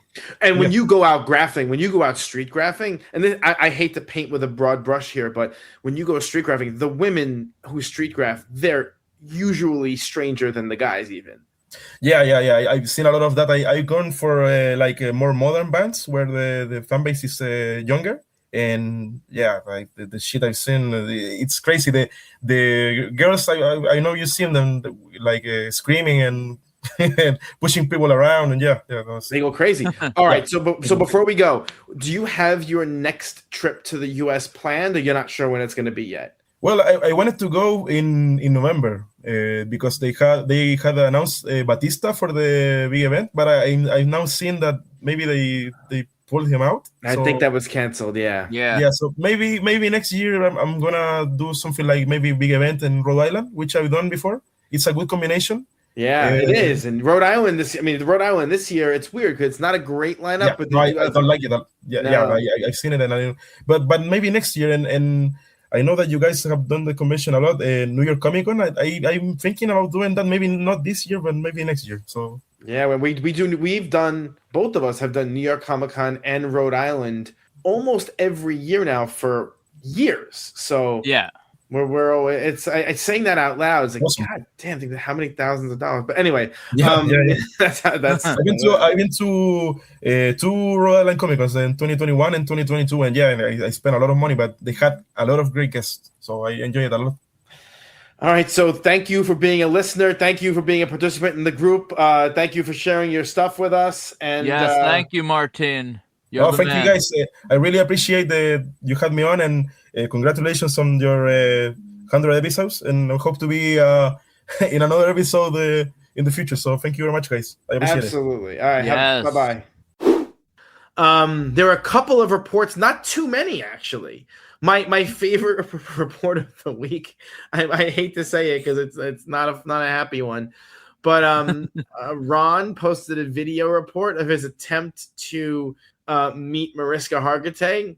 He did not succeed, and I really felt like the gut-wrenching nature of his failure come through his writing. No, he really captured my feeling the other day when I missed everybody, in the morning part of my excursion. That's the game. That is the game.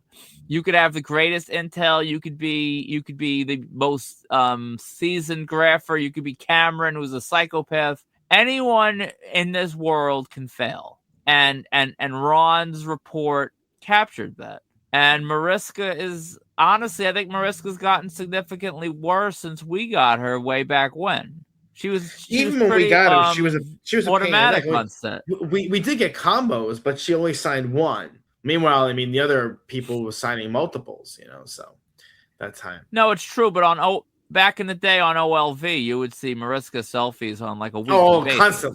Constantly. Vito got Ken Patera on a magazine. Mikey I guess there was some I Love the 90s thing in Maine, but he got Vanilla Ice and Tone Loc and Montel Jordan, Young MC, that whole crew. That's sick. Yeah. I love the old rappers. Usually it's only me posting this stuff. So welcome aboard, Mikey. That was pretty cool. Of course, I put a big smile on my face to see Big Chad get Mr. T in Philly. And he's been after this for a while. And I love the way he writes. It's always very. I feel like he really conveys his personality through his writing. Like, I don't know, it sounds like him. You know what I mean? Chad is one of the most just pure spirits in this hobby, where he's just excitement. He's fun. He's fandom. Like he's great. While so many of us are cynical and jaded and complain about everything, when he does something that means a lot to him, you just see the happiness in his face, and that's what it's all about. Yeah, you should feel attacked. I'm attacking myself too, though. Greg did some TV Week stuff. He was once again blown off by Sophia Bush, but he got Sarah Chalk, Jimmy Kimmel, Catherine Lanassa. Pretty good stuff, honestly. For Greg 2600. It's shocking Sophia Bush is so difficult now. I got her years ago. I almost threw up on her, honestly.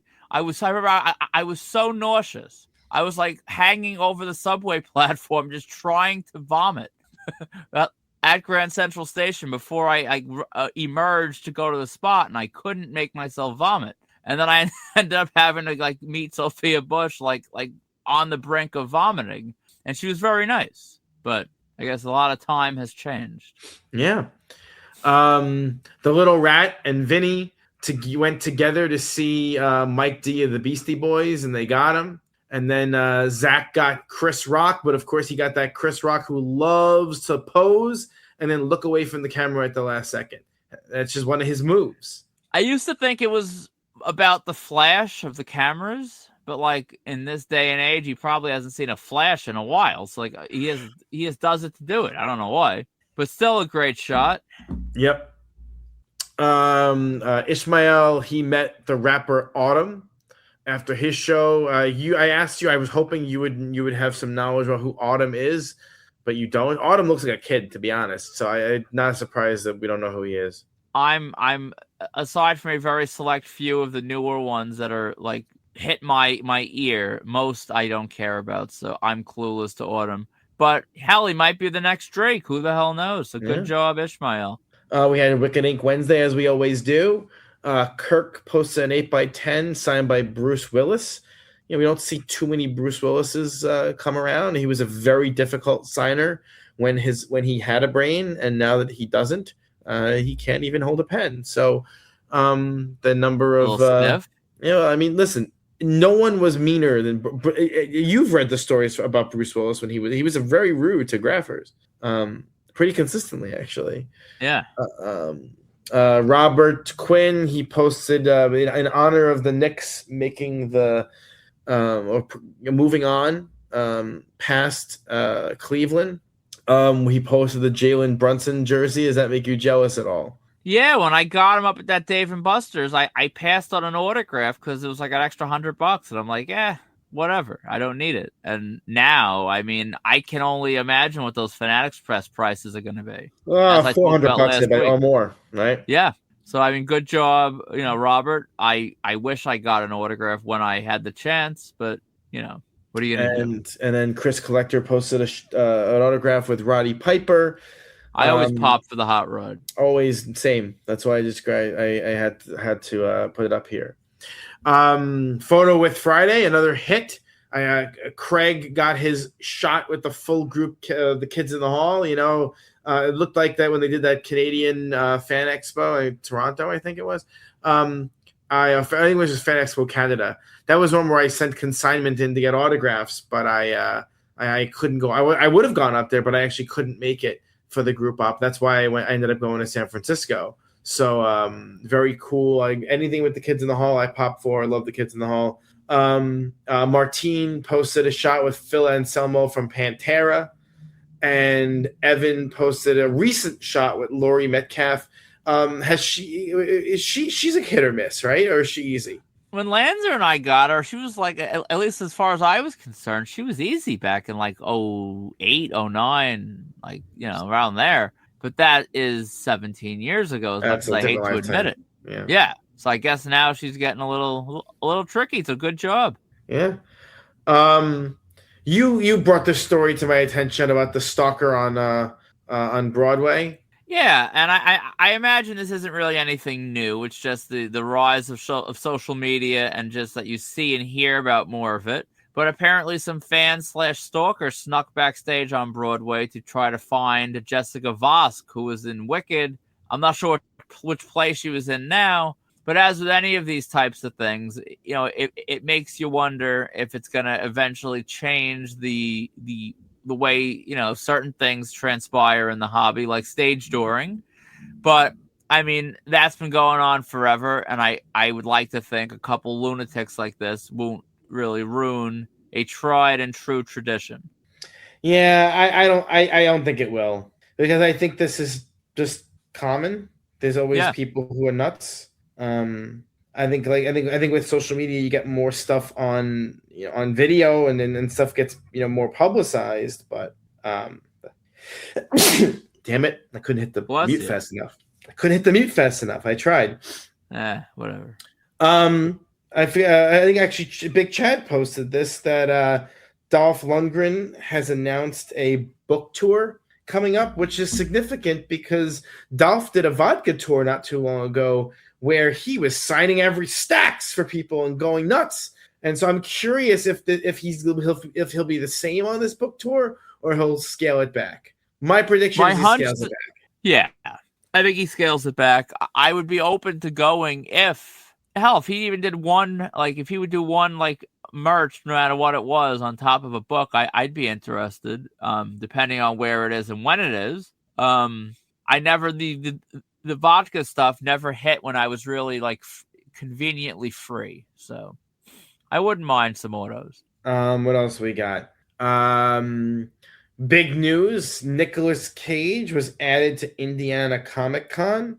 Any desire to go to Indiana Comic Con?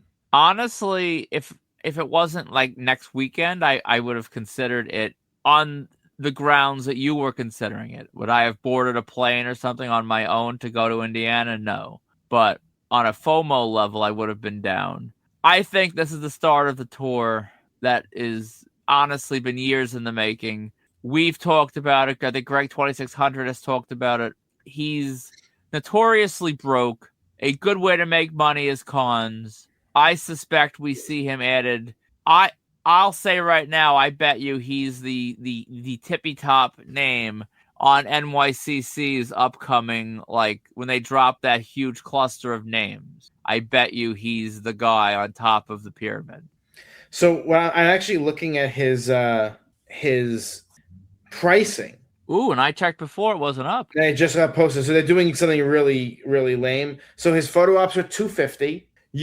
And he is not signing at the show. He's only doing pre-signed items. So What? you can do a combo. A photo op plus a pre-signed autograph is $450. Or if you just want a pre-signed 8x10, it's $225. He is not signing. There's no like pre-signed 11x17s or something. It says 8x10s. It would appear not.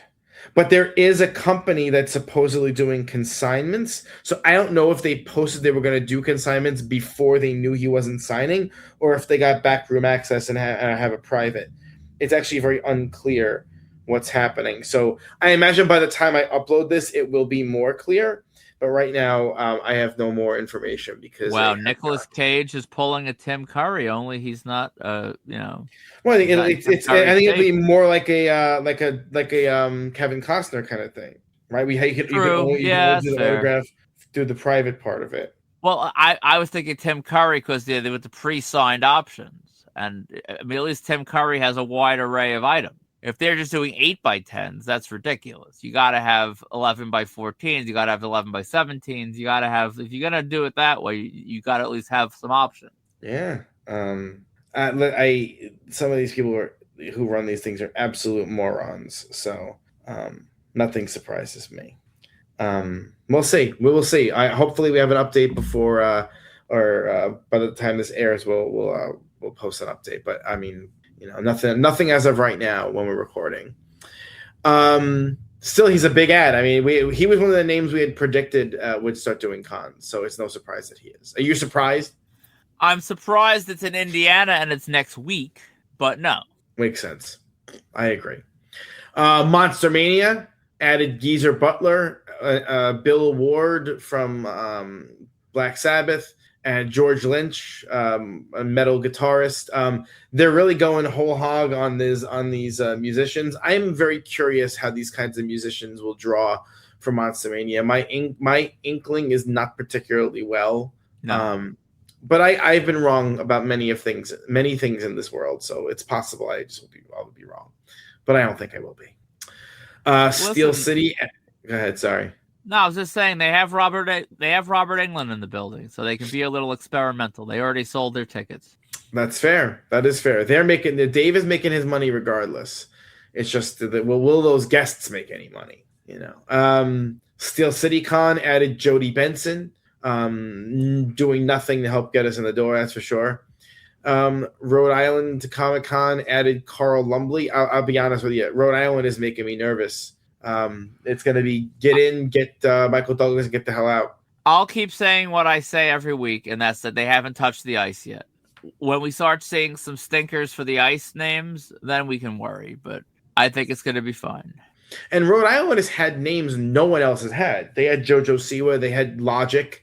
They had a bunch of really interesting names, They will. They've never had a bad show, ever. So they're not going to start now. It's making me nervous, man. And then finally, Fan Expo Boston just added Josh Holloway. He's a good guest. He doesn't do a ton of shows. He does some, but not a ton. So that's pretty cool. Yeah, I got the op, but I think I'm going to start because it's a very me kind of thing to do. Why not start a Lost piece in Altoona?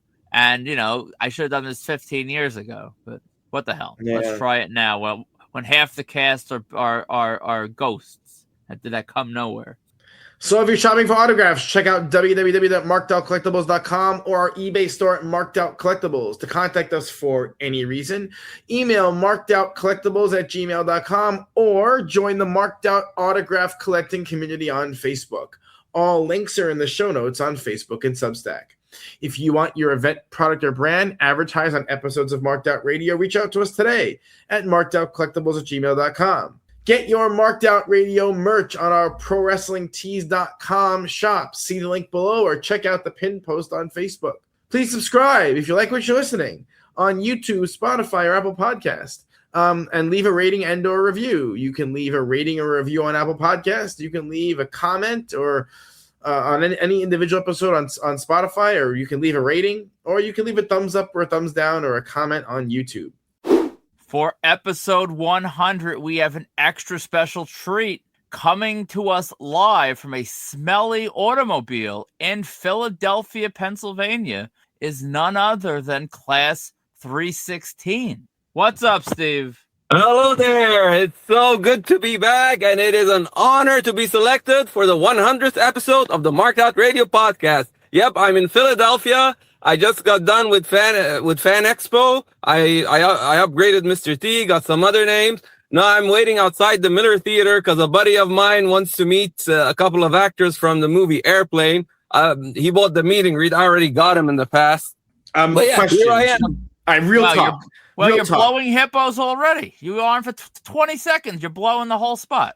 Real talk. Well, I mean, it's a public event, so I think we're good. No, real talk though. So at an event like Fan Expo Philly, are you switcheroo? Are you mooching? What are we doing? Are we really getting our money's worth, our value here, or are you paying full retail?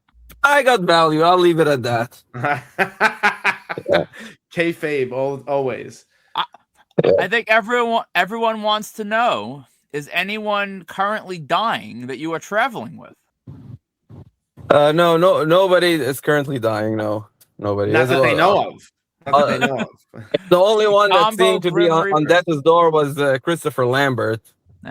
He's fine. He looks pretty bad.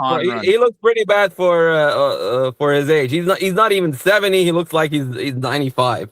He's not even 70. Yeah. Look it up. He's like 69. Oh, he looked terrible. I thought he was like 80. That's what I thought too. I thought he was at least 80. Then I look, wow, he's like not even 70. That's unfortunate. Yeah, 69.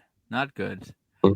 Yeah. So the first thing we should talk about, over the years of combo hunting, I always run into Radio Man. Radio Man's quite the character. One time I was even in a bank just chilling and taking a break, like next to the ATM, and who comes into that bank? Radio Man, just to do banking.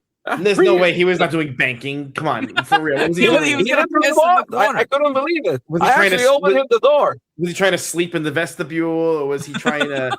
I mean, come on. Well, he was doing banking. It was like, the bank was closed, but the ATMs were open, and you know how you have to open, you have to put your card to kind of get in the bank. Yeah. So Radio Man was trying to get in. I kind of saved him the trouble and opened him the door, and he did banking, like so random. Yeah, so just one of the many times I ran into Radio Man, even when not combo hunting. Over the years, he's threatened me a few times, but one of the most notable times was when we were on set with the Amazing Spider-Man 2, and I was actually with Jeremiah, and I said, "Oh, look, Radio Man's here," and then he picks up a rock. At first I think nothing of it, and then he throws it at me, barely missing me. He's like, "Next time I'll throw a bigger rock." So why would he throw a rock at you? What inspired this? I guess he just because I told Jeremiah, "Hey, look, there's Radio Man." But also over the years, I also every time I see him, I say, "Hey, what's up, Radio Man?" Just to kind of to bust balls, I guess. So maybe he got tired of me. I don't know. And another time we were in Central Park for the festivities of the televisions, and I said, "Oh, Radio Man, hey, what's up?" And then he's like, "Talk to me again. I'm gonna knock your head on those rocks." He has a fascination with rocks, it seems. So this guy, I mean, I do find it curious why people sort of tolerate his presence and don't just like chuck him into the middle of traffic one day, because I mean, no one would notice, No. Right, like the celebrity worship he gets always baffled me. Like one time, I'll never forget it. We were outside a hotel. It was for Anne Hathaway. It was actually the Batman premiere, the third Christopher Nolan one, and a woman comes up to him, an older lady, smiling. "Hey, what? Huh?" And this happened in front of my eyes, by the way. And then this woman goes, "Hey, I'm Annie's on, Annie meaning Anne Hathaway. So, and he's like, oh, whoa, hey, bye. So there you have it. Anne Hathaway's mother just throwing herself at Radio Man randomly. Now, when you say throwing, now when you say throwing herself, she certainly did not offer him a hug or anything like that. Well, no, but she was like being overly friendly and smiling at him and telling him hello and it's just like, why? How? I don't get it. I just don't get these things. So speaking of overly friendly, you have had a story in your pocket that you've been holding on to. I mean, for those of us who know you a long time, we kind of know the story because you tell it around. But there's a lot of listeners who don't know the story, and you have promised for the 100th episode to tell it. So, I mean, I'll kind of set the stage a little bit. So you, at least in your younger days, were known as being quite the ladies' man, especially at cons. You would regularly attend cons with girls who you picked up, or you would pick up girls at cons or outside cons. You were a plumber back then. You know, you're doing your thing. I got around a lot, although I would say sex and combos rarely intersected. But it was a lot of the same trip, right? You would go to cons, or you go to a combo thing, and then you would go to the club at night. It was like you got quite a bit of attention from the ladies. That was a fair statement. You had certainly lots of evidence to back up your exploits and your adventures and whatnot. But infamously, there was a time when you were at Chiller Theater Con, and we've talked about Chiller Theater many times before. Right.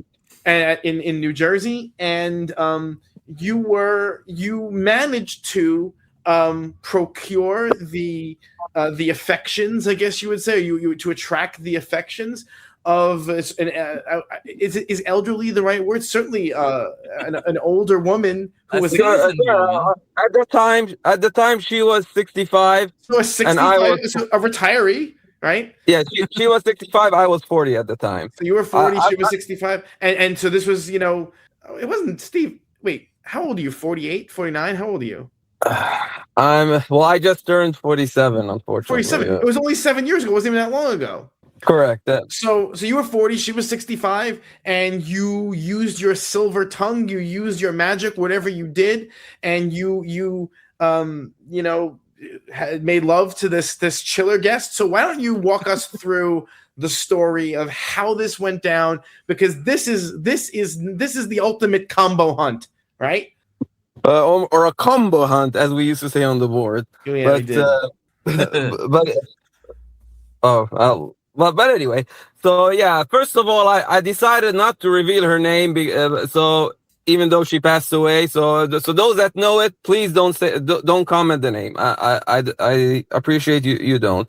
But yeah, I will walk through the story and how it happened, since I figured if she passed away, couldn't do too much harm. Did she pass away in bed with you, or it was after? It was significantly after. Okay, but okay. So yeah, I was in the lobby. It was me, a former board member, Lorton, and our mutual friend, Dr. Steph, who was never a board member.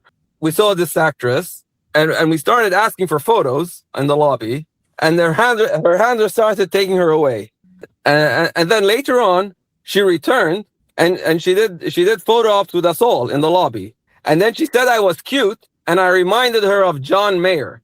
A lot of people say I look like John Mayer. I'm not saying I do or I don't, but somehow, some way, I get that a lot. So as she was taking the picture, she goes, "Oh wow, I'm getting a photo with John Mayer." Then I asked her if she wanted me to send the photo, and she guided me to her Facebook. I friended her on Facebook, and that was the end of that, or so I thought. Then long after, I'm looking around at the bar, and then she returns to Dr. Steph, and she basically asks about me, and then she wants to find a booth in the bar to have a chat with me. So she orders drinks, and we talk and chat. Pause for a second. Who pays for the drinks? The first drink was charged to the room, but the second drink, I believe, she unintentionally mooched it. So at the end of the evening, I say, I'm being polite, after I spent all that time with her and she was drinking. I didn't have any drink, but she was drinking. She said, I told her, I'll see you to your room. No, pause. Now, when you said I'll see you to your room, were you intending at that moment to try and make this happen, or were you just trying to be polite? At that point, I was trying to be polite. So I take her up to her room, and then we end up getting a little frisky, and she's like, "Oh, I don't want to lose control. I have to get up early." So I'm like, "Okay," and I leave. Then as I leave, I start getting texts like she starts texting me. So I went up there. I went back up. I knocked. No answer. And I don't want to get banned from Chiller, so I leave. And then, but then she texts me again, and she said she was actually in the shower. So after some more back and forth, it sounded like I was spending my night in her room. So I go to my car, I get some bananas, some biscuits and stuff, so just some food, and I get my toiletries. This time, so I go up to spend the night there. This time she opens the door, and we do significantly more. And she even began to trust me with things like her phone password. Yeah. Now, that was night one. There's actually a night two. This WrestleMania. Good one. But yeah, so now it's morning. She has to get ready to her table, and her handler, the same one that actually shoved her away the night before, and Scott Schwartz, they come in separately to tell her she needs to come down. She had the vendor wristband, but she didn't use it. So she gave me that wristband. So there I was hooked up with admission right there. Then the handler came. She gave us two vendor wristbands, one for me, one for her. So now I had 3 vendor wristbands. So she wore one. So anyway, she wore one. I wore the other, and I hooked up Greg with the third. And then while she was at her table, I also hooked up Greg with a free photo with her. So Greg didn't have to pay for the photo. Greg 2600, that is. Now at this point, I veer off from Chiller. I go to East Coast Comic Con. Yeah, so I got David Soul and other people. David Soul would die not much later, basically. And then I return to Chiller, and because of her, I actually get a free with her and other cast members. I actually accompanied her to the group up. So like when because I was in her room before, but this was before the group up. Obviously, I was in her room. Then her handler knocks saying she has to get to the group up. Eventually, we go to the group up. I get the free group up. So at some point you're invited up for the second night in a row? But not yet. But while we were in the group up, one of her co-stars, an older man, I didn't hear it, but apparently he whispered, "Oh my, she still got it." Yeah. Now, was that true? Yeah. That was what? Was that true? Was his statement true? Did she still have it? Honestly, people have asked me, was it good sex? Was it bad sex? I mean, it was okay. It was good. Yeah, it wasn't the best ever, but it was good. Good enough. It was good.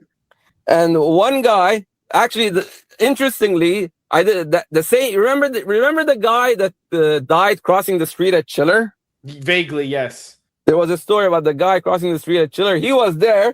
He was like, "Whoa, how long have you guys known each other?" And I told him, "Well, 24 hours." So I interacted with that guy, and then unfortunately he died. I forgot how many years later. The class kiss of death. Yeah, and then we ran into Gary G. Watson, who, as you know, is now holding my photo hostage under the pretext that I'm not friends with Jeremiah.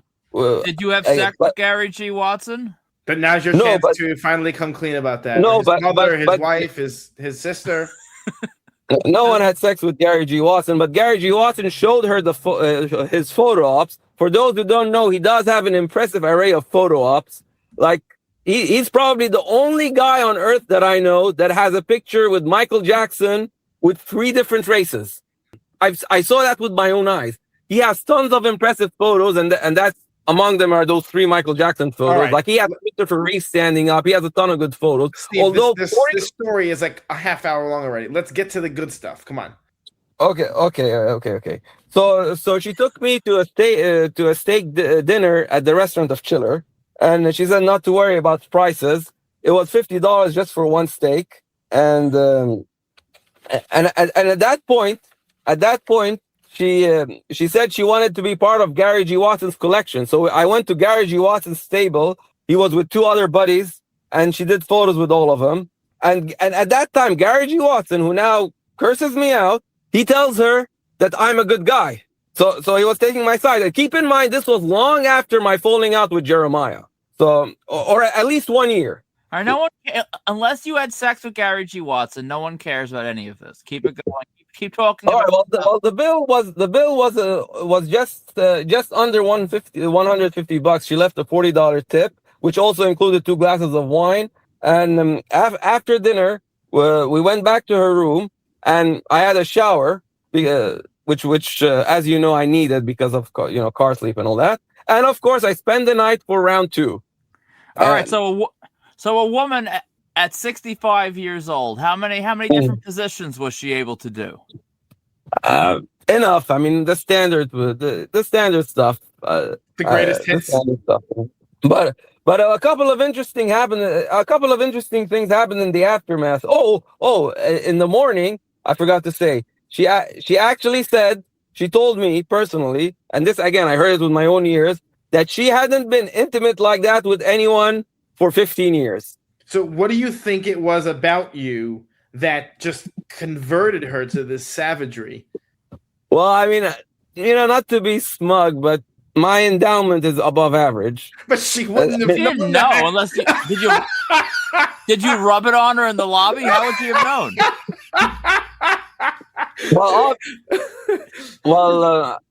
I mean, obviously she knew when we were getting busy. But that was the second time. But I mean, the first time she just rolled the dice. Right. But I mean, this was after the second time where she said that she hadn't been intimate like that with anyone for 15 years. But there was a couple of interesting things happening in the aftermath, because I mentioned it in my report on Marked Out, and then she angrily messaged me for even mentioning it, even though I didn't say her name.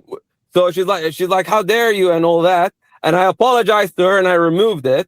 And then, we were seemingly all good. Actually, we were all good. Like she still talked to me after that. And then weeks after that, she sent me another angry message. This time complaining about Jeremiah's report, where in the report he accused her of being drunk. And then I messaged Jeremiah explaining her fury, saying, "Hey, I'm not even making this up. This is what happened, and you may want to delete that phrase." And he did delete it. So what I'm hearing, the most interesting part about this is this Chiller guest, this quasi celebrity, this retired celebrity, was a marked out reader.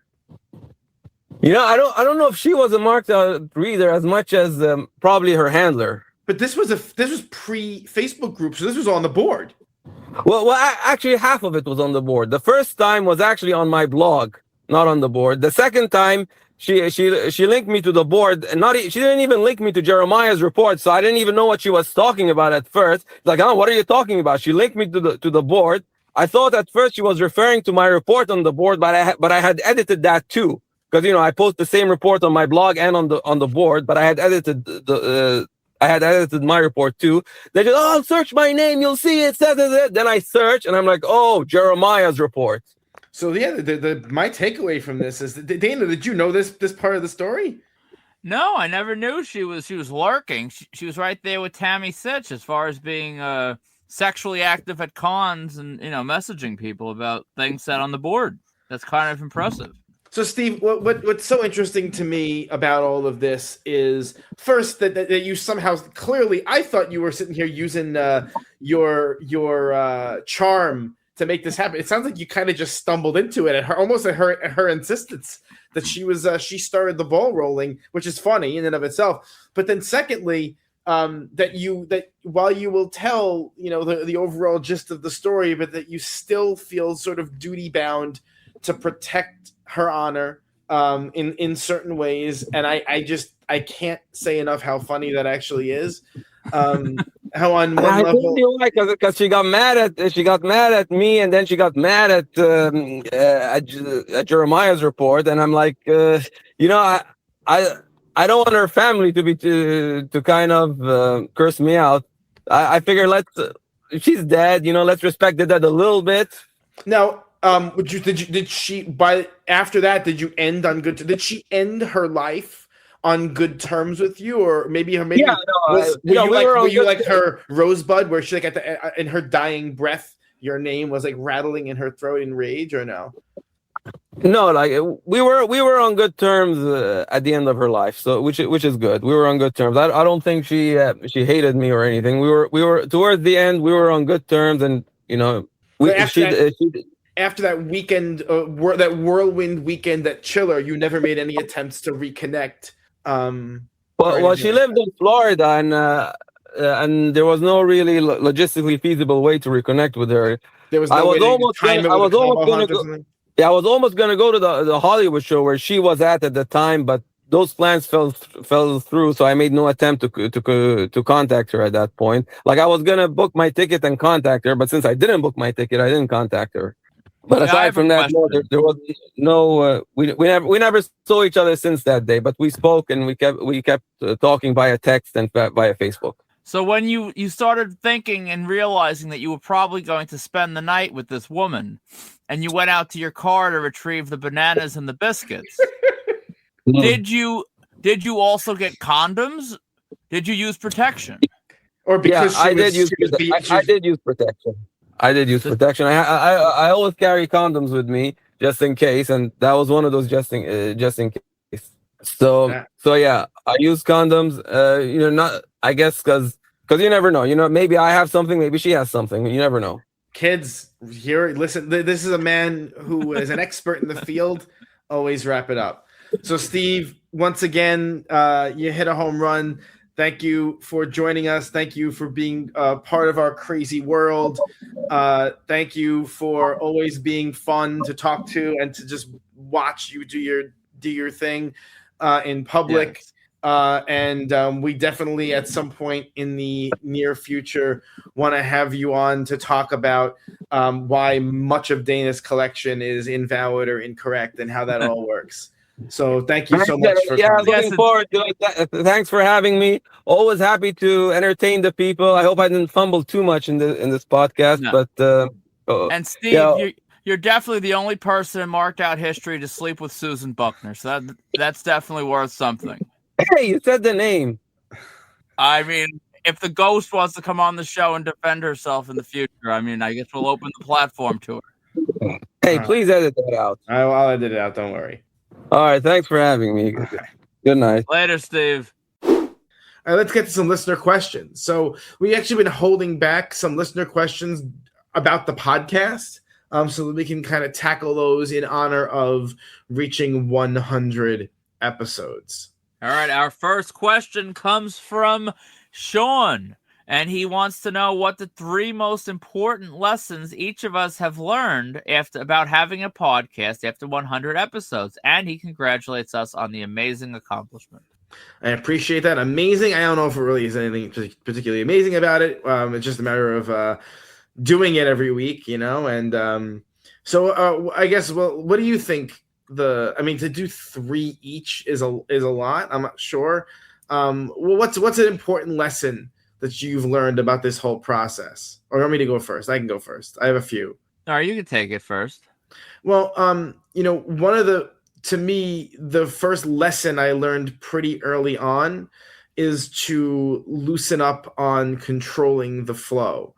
The whole premise behind this show was to capture our insane banter that we is happening all the time at cons and stuff, and try and capture that in its natural form. In the early shows, we were really trying to adhere rigidly to a format, and as a result, we didn't have as much of the banter. And to me, the funniest moments, the most enjoyable moments, have arisen from the banter. And so, allowing ourselves to breathe and allowing our conversations to breathe has been an important lesson. Yeah, I'm kind of on.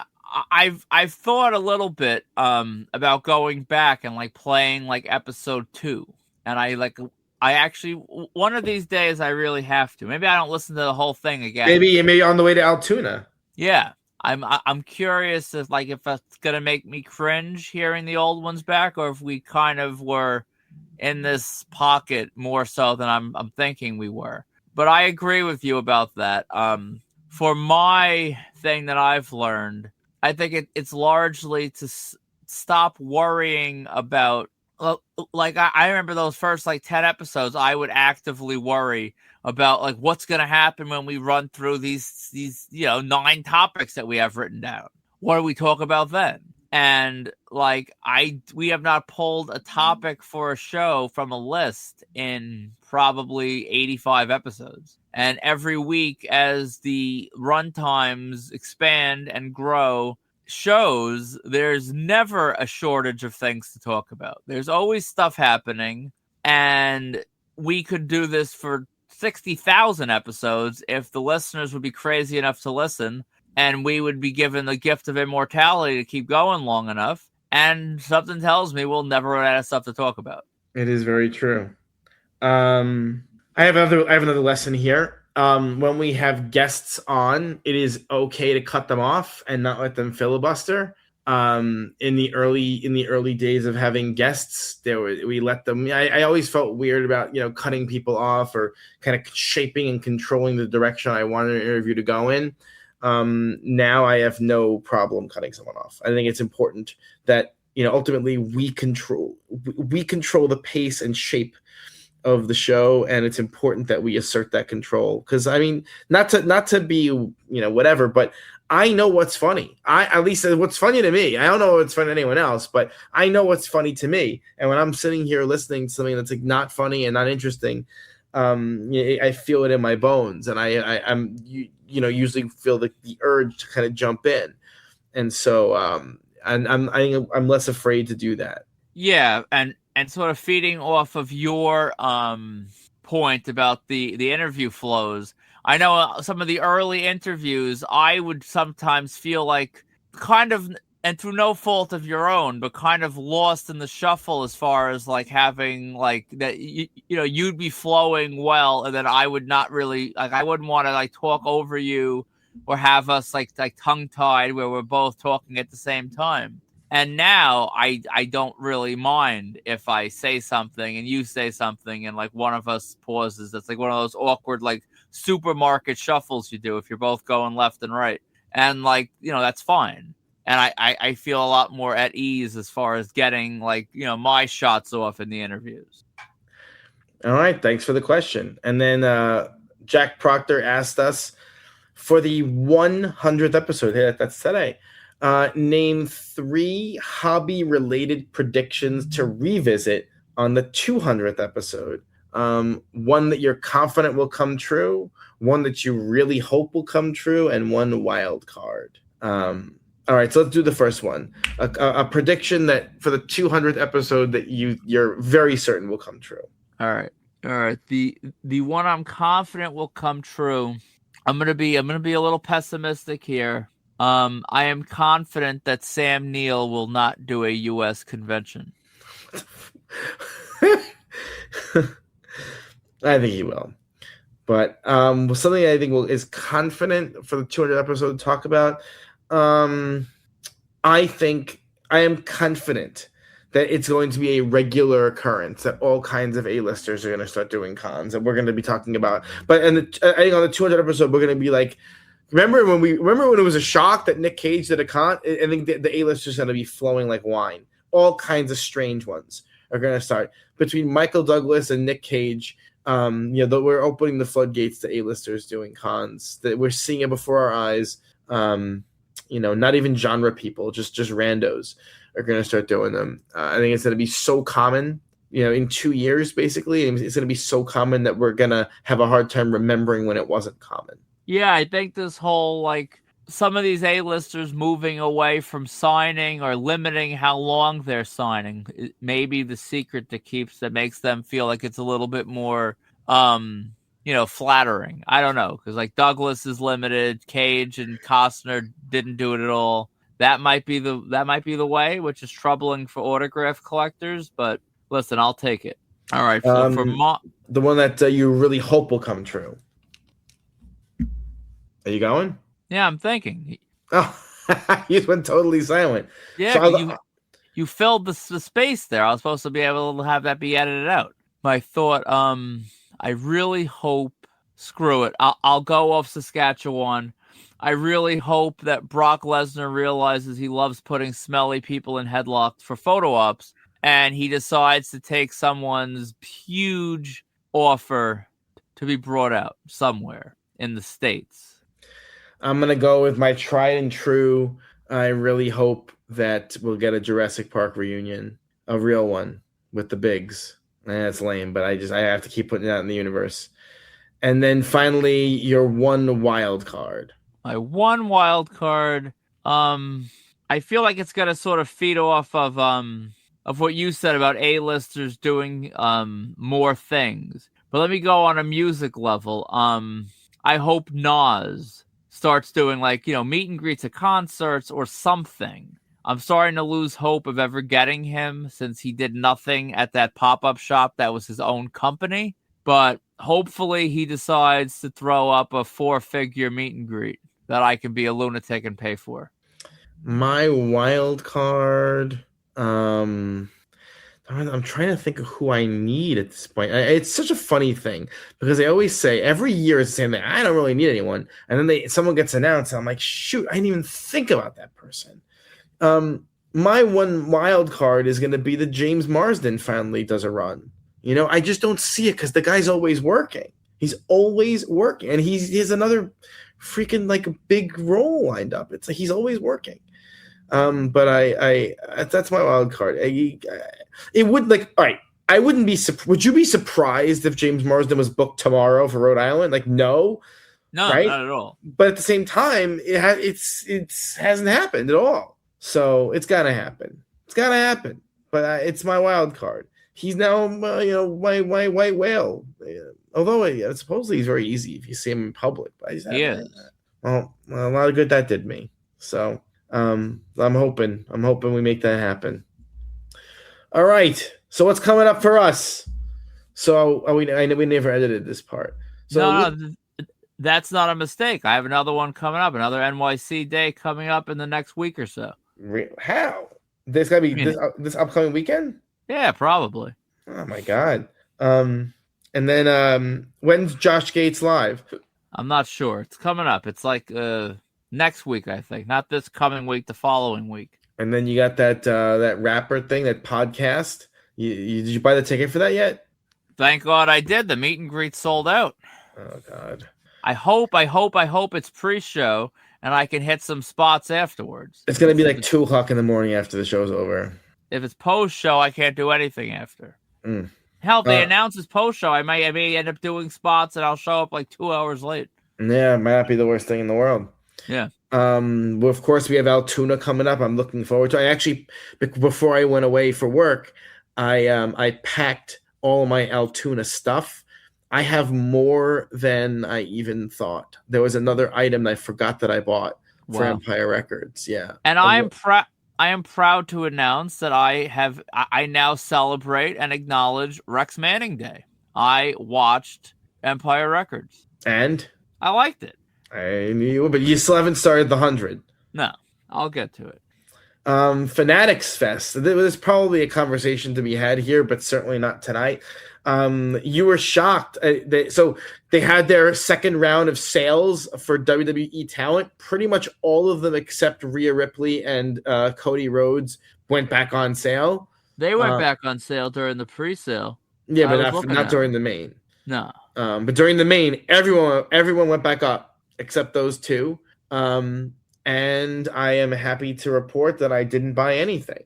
Deranged. So I am officially not listening. I will save my criticisms for you for later on. We have too much to go.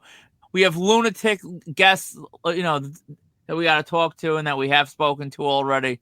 And now isn't the time. But I have a bone to pick with some of your decisions from Fanatics Fest. They were very easy. I feel no regret whatsoever. I feel nothing.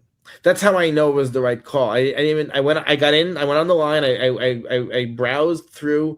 I look at some of the prices, and I'm like, nah, no, I'm not doing it. So that's that. It looks like we've made our decision. So the decision was never Terrificon or Steel City after all. It was a Terrificon / Boston Fan Expo loop as opposed to Steel City. And it looks like that's what we're going to be doing because of your inability to attend Philly. So we'll be hitting Boston Fan Expo and Terrificon all in one weekend like normal people. Listen, I always love a con that means that you have to drive to me rather than the alternative. I get to sleep that extra hour. We hop on the boat. It's only 150 miles from Bridgeport. Hell of a lot easier than Pittsburgh coming back from a vacation. So, yeah, I'm excited about it. It should be good. And I'm going to announce it right now. We're going to be having a Sharpie social at Cheers. So be there or be square. I really hope that concrete sculpture vendor is back at Terrificon, although they probably went out of business and broke up. They'll be sold out by Sunday. Yeah, that's true too. I enjoyed that though, although I enjoyed carrying it to the car. That sucked. Of course, the Keanu Reeves Simple Plan fiasco is still on the. I don't want to think about it until August, so I'm just putting it out of my head. And then finally, you added this to the list that Chance the Rapper is doing something online. I don't even know what that is. He's touring 10th anniversary of Coloring Book, which is really one of the more great albums of the last 10 years. So if I have to see the show, which I hope I don't, I'll enjoy it because that's truly one of my favorite albums. But if I can get it pre-show and get the hell out of there, I will. I will go home. I'll listen to the album on my drive home, and I'll be happy. I actually have to find out. So in July, I bought tickets to the Great South Bay Music Festival because The Used is headlining one of the days. And have you ever heard anything about if that's an easy place to grab? I have not. I have no, because they run it every year.